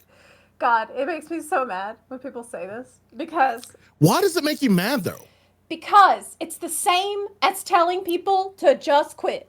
It's the exact same. It's telling them to take a break. Oh, no. It's telling them to take a break. It sounds nicer, but that's bullshit. Because what's the practical difference between someone saying, I quit, and then they're gone for 6 months and they come back, and then someone saying, we're not saying don't come back, though. We're not saying, go fuck off and play this other game and don't come back. Like, we're eventually coming. Okay, all right, Zep, I'll give you this. Okay. Like, 2022, we really didn't have a lot. We had a lot of time with Endwalker, but there wasn't a lot that was keeping us from it. What kept you from Endwalker in 2022? In 2022? Happy. Nothing. Everything. Square occupied my life for 4 months by releasing a game. That's right. That's every other fucking week between September and December. Yeah. That's why I wasn't affected, because Square was taking all an Elden your Ring. So, oh yeah, there was Elden Ring. Oh yeah, Elden Ring. Yeah. Oh yeah, right. True. That's true. Elden Ring. But I will say this. Okay, I'll say, like, you had a bad 2022 as a Square fanatic. Yes. Let's talk about 2023's episode. Okay. This year alone, and not in any particular order. RE4 Remake, Diablo 4, Tears of the Kingdom, Honkai, Octopath Traveler 2, Wild Hearts, and as of recent, Final Fantasy 16, Baldur's Gate, Armored Core 6, and Starfield. And it's going to get worse. Spider-Man 2 is coming out soon. It is stacked. It is a stacked year. We are blessed. So if they were going to pick a year to have a, worst expansion, they picked the best one. So I guess we should be glad. And we're not saying that. We're like these are temporary experiences. Except anything Hoyoverse, because, you're fucking stuck in that land if you really... if you're playing Genshin or fucking Honkins, you're kind of stuck there. But these are temporary experiences. Yeah, that wasn't a call out to use up, I know. But still. I'm just looking at my... if you're playing Genshin or Honkins, you're kind of fucking stuck in that bed you made. But these are temporary experiences. We're not gone for too long. We'll come back and, okay. Yeah. Yeah. See. Yeah. I know. Don't do it. Don't do it. These are temporary experiences. We're not telling people to fuck off and then just not come back. I'm trying to think. Well, it's like if they picked a year to release the worst. I'm trying to think of what came out the year Heaven's Word came out. 2015. Yeah. Because then your statement. I have to check the validity of your statement by saying what came 2016 was P5. Here's the issue. Here's the issue. Every other game is going to be working very hard to make sure that you get hooked on their game. Every other game that I think of is going to be busting their asses to get you hooked in and keep playing, because that is the normal philosophy that game devs have. What Yoshi P says in his philosophy of, just go do whatever you want. We have celebrated with Yoshi P for that over the years, because it's unique. It's kind of different in the gaming sphere, and there's a lot of good to be said for that. I don't want people to get it wrong and think that, I just want people to be logged into the game all the freaking time. What I want is it to be a harder decision for people to walk away, and whenever people do walk away, I want them to feel like they have good reasons to return more often than for an expansion launch, because it's just so easy, maybe easier than it's ever been, for people to walk away from the game, take that break, go play that other game, and then they get really hooked on that other game. And what's going to pull them back in? We got to work a little harder to get people back in the tractor beam of FFXIV, or the game just won't maintain social groups. You're talking about a man who knows other devs. You're talking about a man who knows Tsujimoto from Capcom. He knows Yoshino from Atlas. He knows, he is aware of these other games. He probably plays these other games in time. You're talking about a man who knows Naoki Yoshida from Final Fantasy 16. We're talking about a man who knows people. And he is aware that there is stuff out there other than Final Fantasy 14. Y'all thought people were rabid for fucking 16? The minute fucking Metaphor comes out next year, that's going to be a Dawn Trail year. Bro, you ain't seen me for a couple weeks. There will not be a state around until I fucking platinum that game. Y'all ain't seen me for a good amount of time. I've been waiting on that game for damn near 10 years. I was about the same as fucking Armored Core 6. Y'all ain't gonna see me until I platinum that game. I'm just saying. Yeah. I prefer having things this way, not to this degree. I think they've gone too far. I generally agree. It's been this way forever. Yes, and that is for one very particular reason. When they try to make too many things that make you feel like you want to play, which they've never had an issue with. They've never had too many things that make you sit down and feel like you have to play the game all the time. And yes, I am referring to WoW design where they do that. Yes. If you stop playing WoW at any point, coming back feels like the worst thing you've ever had to do. It's gotten better in Dragonflight. Yep, I've heard, which is important, and it's good to acknowledge. When people willingly step away from a game, they're also far more willing, or I guess casually step away from a game. They don't even really think about it. It's like, I'm playing this new thing. Oh, I haven't really played in a while. They're less hostile to the idea of playing again. Whereas when you burn out of a game because you've played it too much, you feel more hostile towards returning to a game. Yes. So they've tried to stay on one spectrum. They're just too far this time. That's it. Yeah, I just think it's just a little too far. And this is why I really like to talk about this as the idea of a spectrum. With one end of the spectrum being World of Warcraft, a game that had in the past really pushed you to play all the time, and it was punishing to take steps away. Nobody wants that. I don't want that. And FXV has always been on the other side with way less pressure to play. And I think that what generally works better is not negative reinforcement, not like, oh God, we're going to punish people for not playing enough, or if you're not here at this time and then you're going to fall behind. I don't think that's the way. It's never been the way that's worked for FXV, and it's never going to work for FXV. The only thing that is going to work is having content that's attractive and fun, that people want to do because it is fun, that it's like, oh, there's a lot of people doing it. There's like a little buzz around it. And that's what we've had time and again in the past, because that's really probably the big reason why I think people miss Bajja. They miss these big exploration zones because they felt lively. They just felt like, oh, I don't have to do this. It's optional. But I want to do it because there are lots of people doing it. And I can hang out with them. And I can take a break when I want to. And I've always, for years and years, talked about how wonderful that is for FXV. And I stand by that.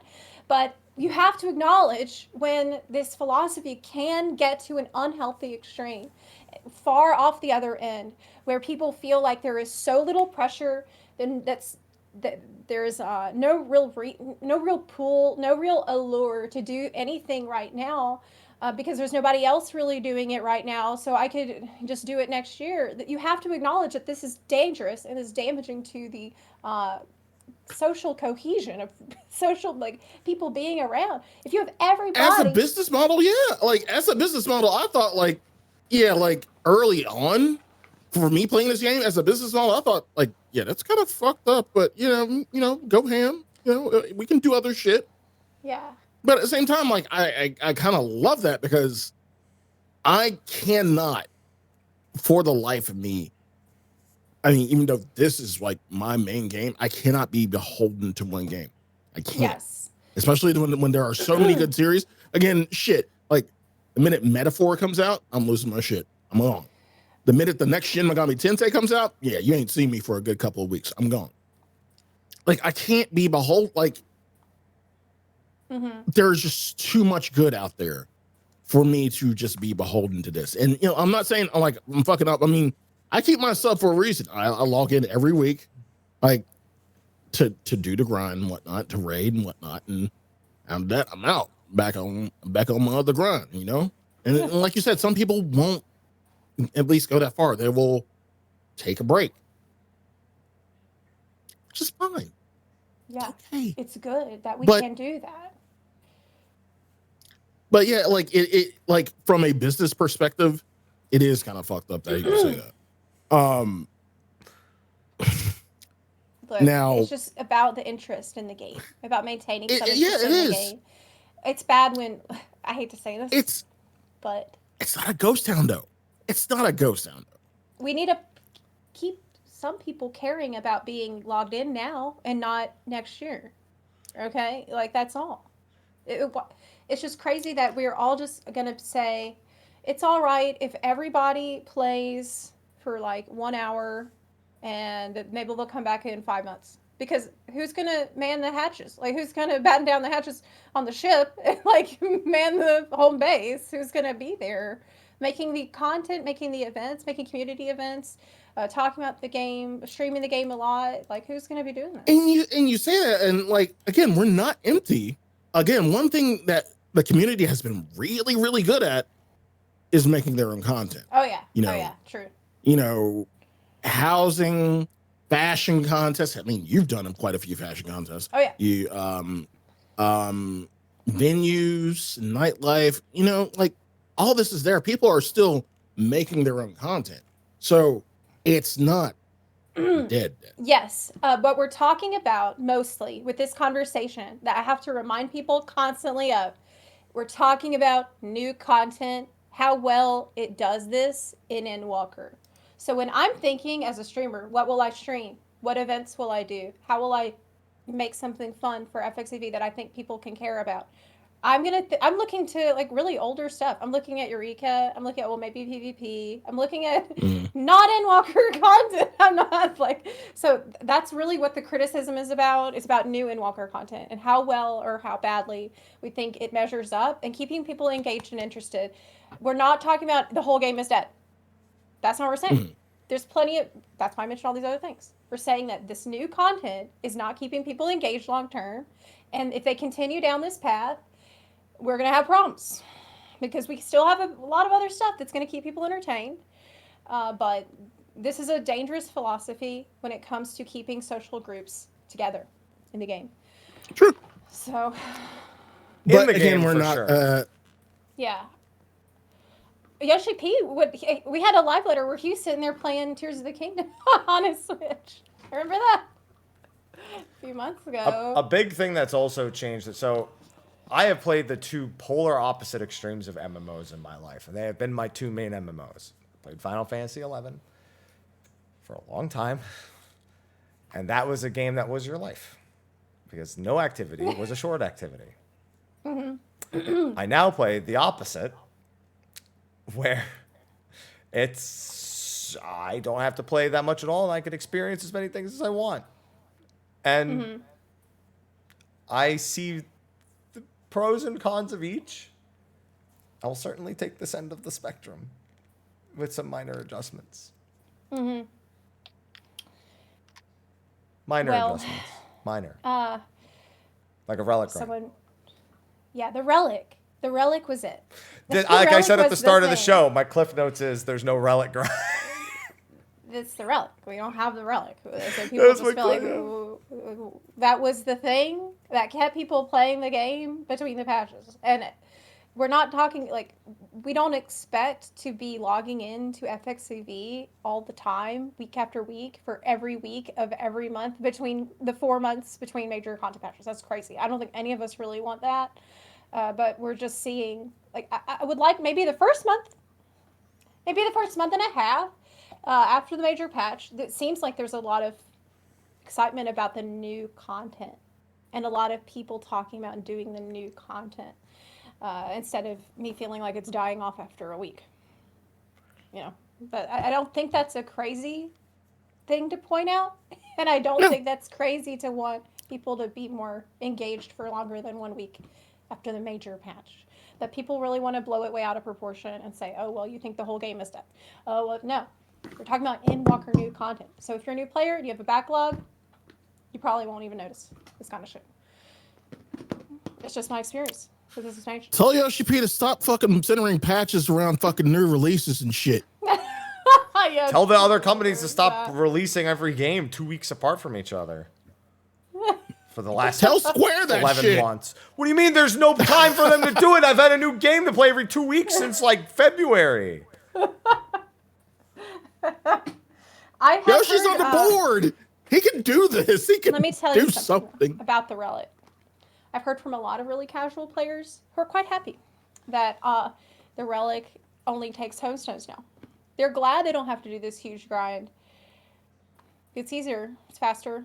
So a lot of people, they like that. I really think that it is the mid-core people that miss the long grind. I feel like if you want to play more than you can, and you want the content to be more challenging, you're probably not casual. I can say this. I miss it, but not for I don't want an ultra long grind necessarily. I want something that engages me in the game. That's been a huge thing I've heard too. I'll give you a great example. You know what my favorite activity was in all of Shadowbringers? Singular activity. What? Fishing.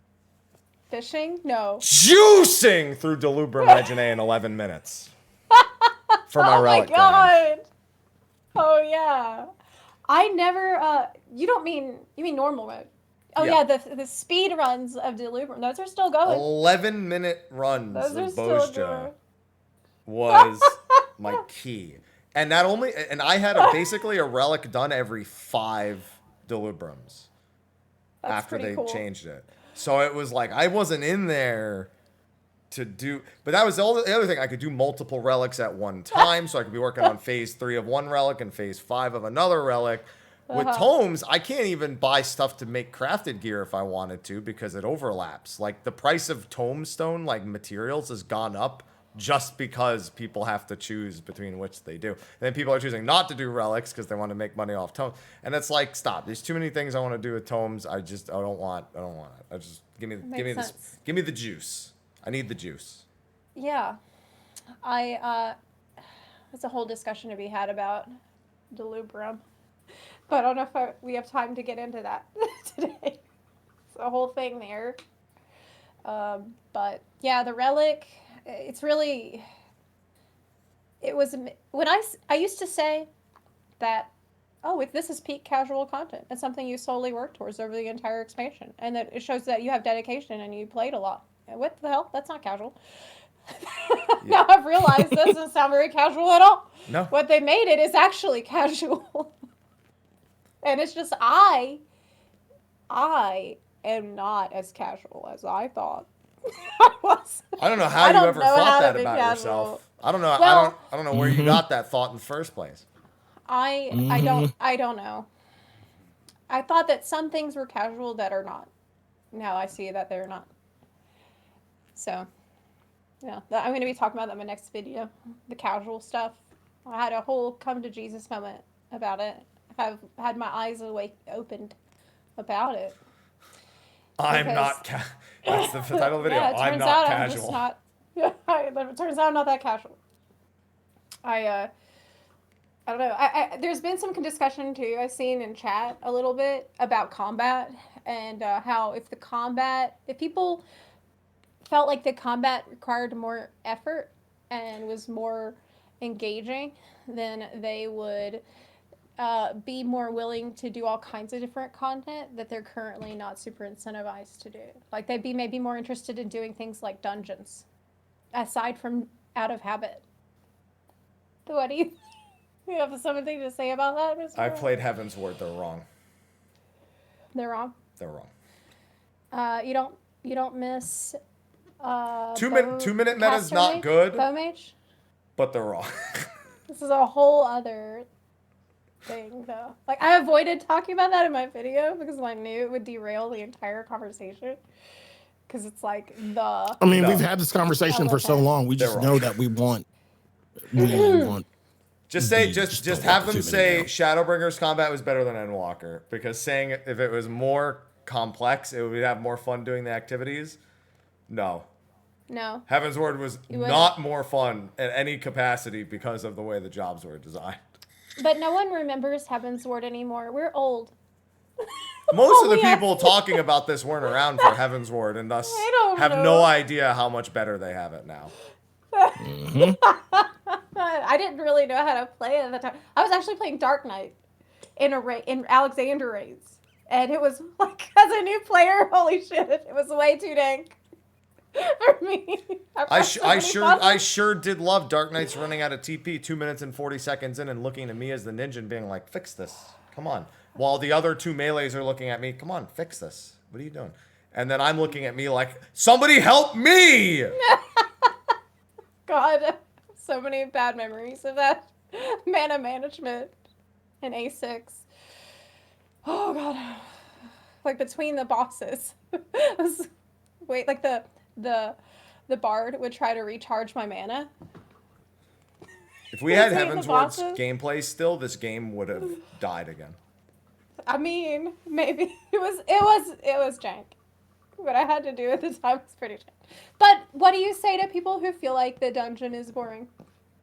It's always been boring. I've always been bored of dungeons. So The most how exciting can they thing make about it less dungeons, sport? the most exciting thing about Do dungeons Criterion? was the story. Always. When it was like, why are we going back to this dungeon for hard mode? Why are we going to this location? It was like a question mark. I know why Yeah. we're going to these dungeons, so I don't have to guess. I can only try to figure out lore-wise what's like individual Okay. like landmarks and shit. But after the novelty wears off, and after it's like a movie again. It's The really first like day. this movie content where, like for example, in my opinion, my favorite dungeon they ever made is the Dead Ends. I think it's fantastic. It's a great story experience. It's like seamless into where you left off in the story. The music is awesome. The scenery is awesome. I enjoyed the bosses. But it's really just not meant to be that engaging from a battle perspective. It's really just not like that. It's supposed Now to be is where you that can hard. find the people who tried to farm the minion versus the people who didn't.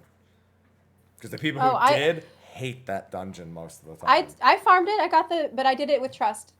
That doesn't make it any better. That doesn't make it better or worse. People have very bad memories of trying to farm that minion, and the correlation between farmed it and didn't get it right away and doesn't like it is like there's a pretty direct correlation. I'd say with a few. They just need to be more lucky. That sounds like a skill issue. If they were more lucky, then they wouldn't have to farm it as many times. So I mean, that sounds like they need to work on that, dude. I can't relate. After It's a luck issue. after Baldur's Gate 3, you know what? I'll agree. Just roll Yeah. down. Wait. Have Do you you have tried karmic dice saving? on? Yeah. I don't. I turn that off. We had one of our teammates turn it off and dealt with true RNG, and they're like, I'm turning it back on. Zepla says luck equals skill. That's because I'm main dancer. Happy should know. Go watch my top clear with me yelling at feathers about 40% of the time. Luck is skill. I don't understand the difference. I'm a dancer, man. I mean, to be fair, everyone has that with crit. True, yeah. Everyone experiences. I got a gold on that fight. What was your crit rate? That's true. What was your crit rate? Say the number. 41%? Okay. That checks out. That's why you just have to get more lucky. You got to work on it. It's a skill. So dancer helps with that. But yeah, so any other questions for me today about Endwalker that I could clear up for people or anything? So what do you think? What are you excited for in 6.5? Well, it's the last patch of the expansion. No, And okay, on the patch art, there was light. Okay, and light and shiny. Light is with dawn, so it could be the light of the new dawn, and so it could mean that we have a maybe it's a pre-quest for Dawn Trail. That's in January. What? Yeah, 6.55. What? No, this is the There's pre-quest. 6.5. No, it's And then No, pre-quest. this is Final Fantasy IV, and then it's Dawn Trail. Fuck. Yeah. Shit. Okay, well then the thing that I'm looking forward to is the new Alliance raid. This will be good. Mm-hmm. Yeah. And what else is there? Third Criterion. Criterion. Have you done Actually, the other two? look. Yeah, well, yes and no. Yes and no. I've done it. I just did Mount Rockon yesterday for the first time. But I didn't do the Criterion for that. I did Variant. Yeah, that's why I asked Criterion specifically. And Variant was really good. I did the first 2 bosses of the last one. And I gave up after that. So you beat the hamster and the other guy. For Criterion, yeah. And then I just couldn't. It was really hard to find people to keep going. But hey, we could go. Like, it was just hard to find people who gave a shit. I need If you want to go, we could. I need, how many more do I need? I think I need 22 more Mount Rockons. What? Why? I don't want the mount. I want Shishio. Just buy it. Are you rich? Yeah, but I'm rich because I don't buy things. Oh, but Because I play the game. I don't understand. Like, you don't need to do the content for the mount. But didn't you just say I should do the content? Yes, but the mount should mean that you did it. The mount does not mean that you did it because you could buy it. Therefore, it loses its value. But I could have bought it without doing it. Now the whole point now of the that mount, I've done it, I have to do it to get the mount. The point is to flex. That's the point of the cool mount, so people know. That's what the title is for. That you're a gamer. The title. What's the title? It's not. I don't know. It's not good. You don't even know. You don't even know. I know it's not good. Let's look it up. Mount Rockon Savage title. It's like Ascendant or something. Oh my god, that's the title. Oh god.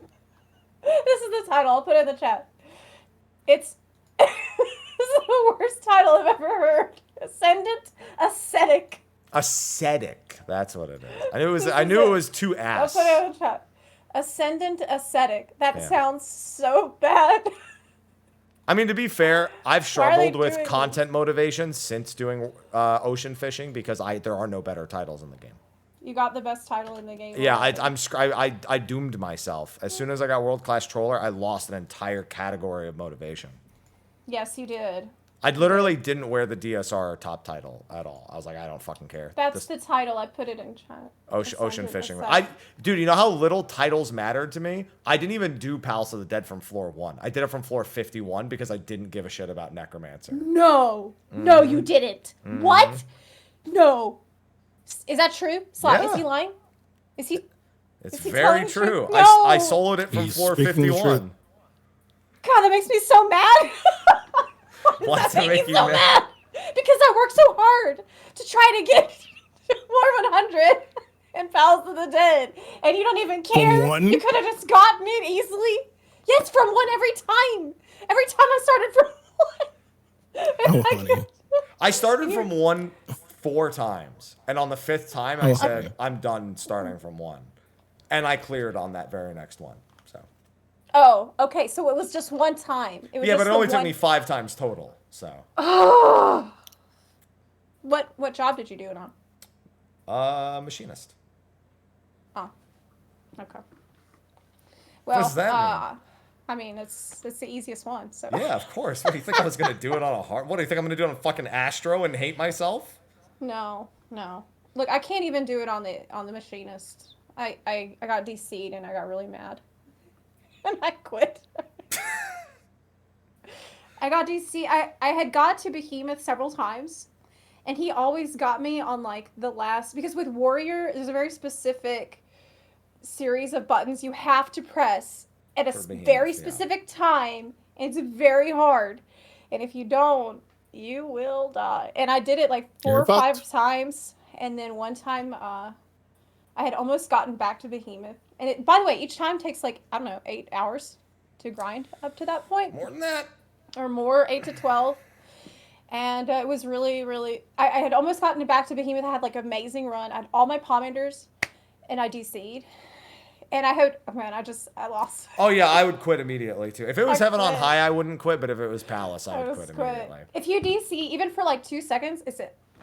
Yeah, if you get logged out of the game, you're done. You're done. Yeah, That's it. so... Yeah.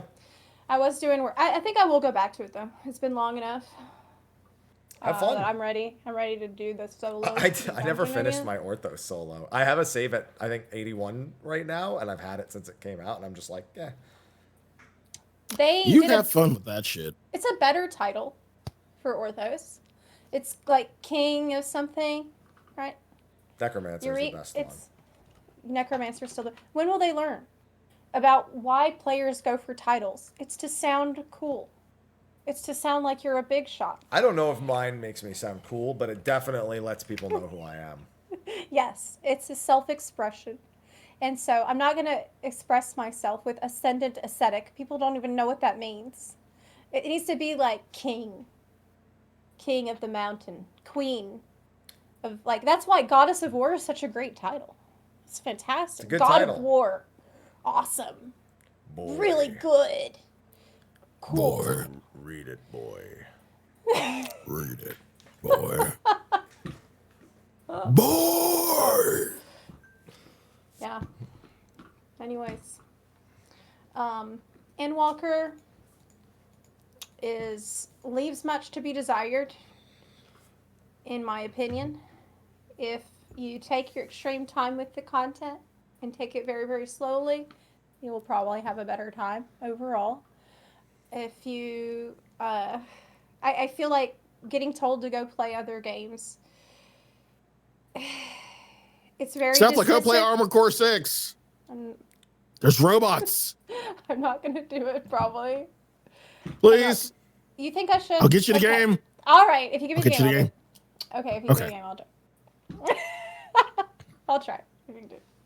But yeah, I just really hope the community can get more comfortable with people making criticisms about their experience. Okay, people need to feel free to share those concerns, and you need to not take it as a personal attack if you do not agree. This is a hard lesson for this community to learn, but I really hope we can learn it real quick, because otherwise we're not going to see positive changes ever. The thing is, like, we all remember that we all share the same goal. We all want everyone to be hyped about the game. We all want everyone to have fun playing the game. We want everyone to look forward to playing the game again. So even if you're having the best time, you're having the time of your life, and you have no complaints, if you hear someone else say that they're not, or they're disappointed, I hope you can listen to them with compassion and patience and think, well, I don't understand that, but I want them to have more fun, and I want them to feel more drawn to this game, because that's better for everybody. It's so much better to just hear people out than tell them to, that their concerns are not valid, or that they shouldn't feel like that because you feel fine. Like, you got to be kind of more willing to listen to others' complaints that you may not share. Did you hear that whole time? I did.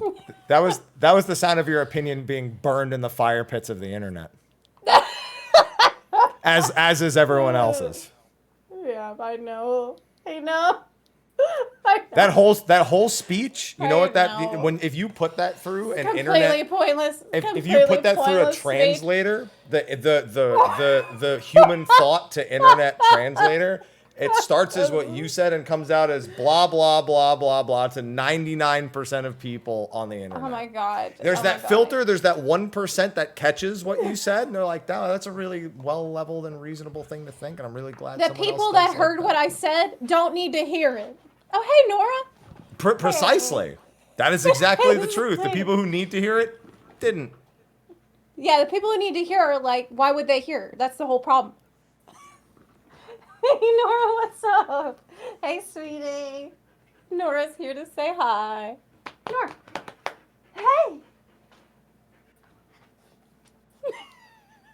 Hey. Very excited. Oh, yeah.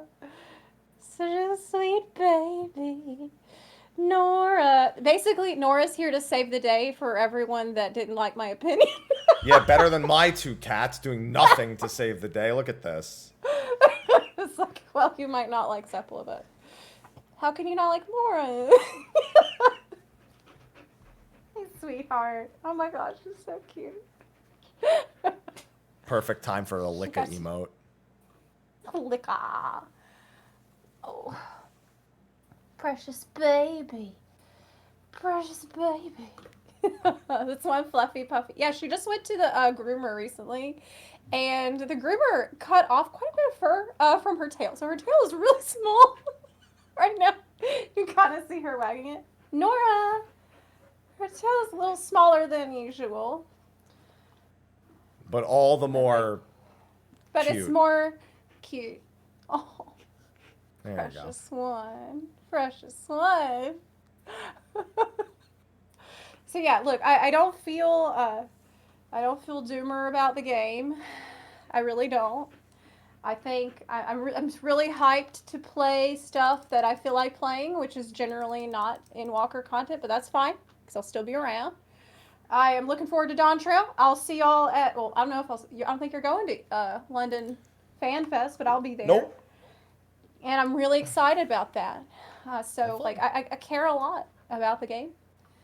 And I think I'll see Arthars is going to be there at London 1. and Zeems is going to be there.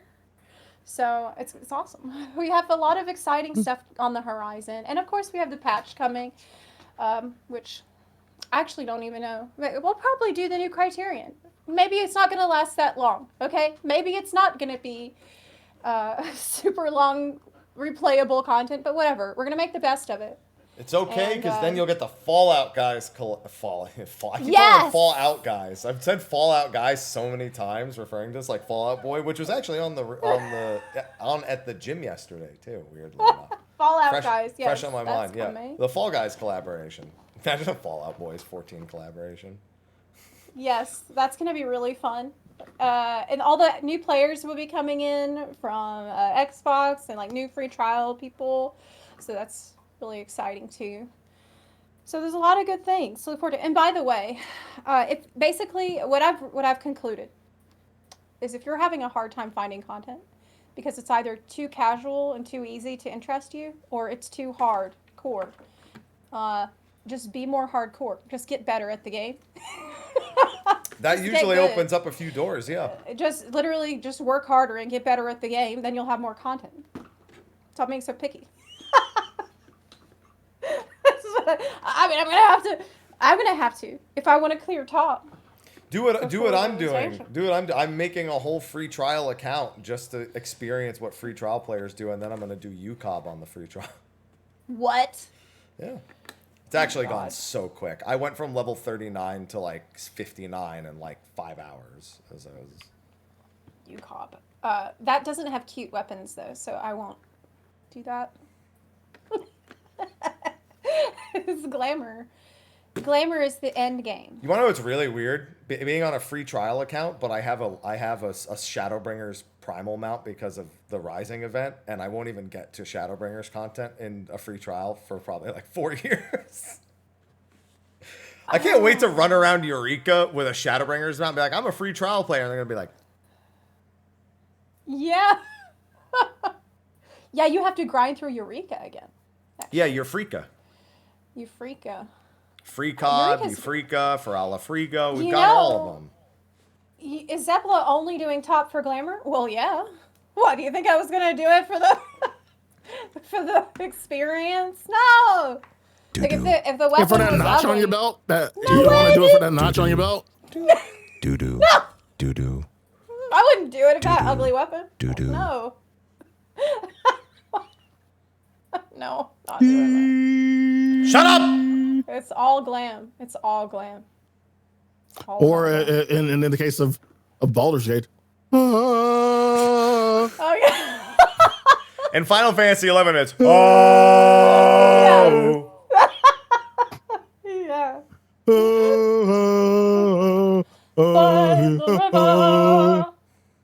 We all know that.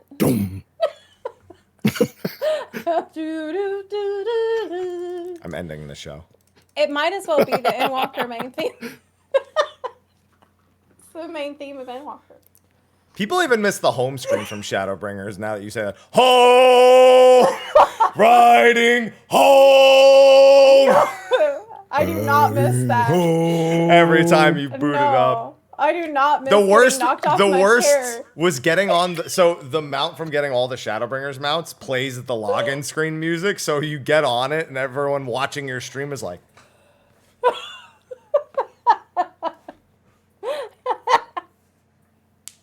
What year if is you it? want to troll people who played Shadowbringers, get on that mount on stream with the mount music on. It always confuses people. They're like, That's a great idea. and now you're probably going to have the same music for the Endwalker mount. It's like, hey, you hit your head pretty bad there. It's time to go to Basha and work on our relic. We have a Delubrum run today, and we're going to do Memoria Misera later for the glam, so. Nobody does that. Stop. What? Endwalker? What? Nobody What are you does talking about? Memoria Misera. Stop lying to yourself. They did Right. before. They did for a times. week. I did it for the glam. You need it for the glam. I did it to make a guide, and I don't know how that guide even got as many views as it did because nobody did it. So I don't know. That's true. No one did it. Literally, no one did it. But you did. Oh, I just got an email from Amazon. They're questioning the safety of something that I've purchased from them before, the Packy chip. Oh. It got pulled from shelves because a kid died eating 25 of them. Oh my god. Mm-hmm. Oh no. They got pulled from store shelves and should have never been on grocery store shelves in the fucking first place. Or 7-Eleven shelves. Should have never been there. Oh my god. Well, you better find them and put them in the garbage. It's called the 1-chip challenge, not the 25-chip challenge. Yeah, that's unsafe to have in your house. It's unsafe to have on the shelf at a 7-Eleven. Keep the kitties away. Yeah. All right. Well, with that, I got to head to the gym. Okay. So we should wrap things up here and do a short post show. All right. Well, thank you so much for having me on the show today to talk about Endwalker. A lot of really important stuff that is really...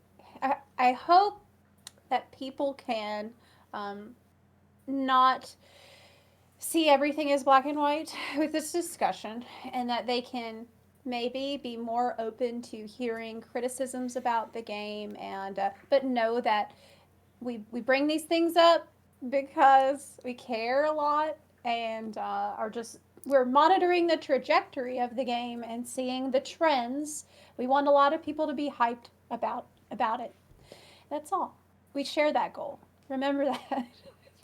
So yeah, that's. I know people that need to hear that won't hear it, but I'm gonna keep saying it anyways. I don't care. So yeah, it's not the worst game ever. It's just a little bit worse than past expansions that I played. It might be. Okay, so. All right, yeah. so you hate the game. Got it. That's what people are saying.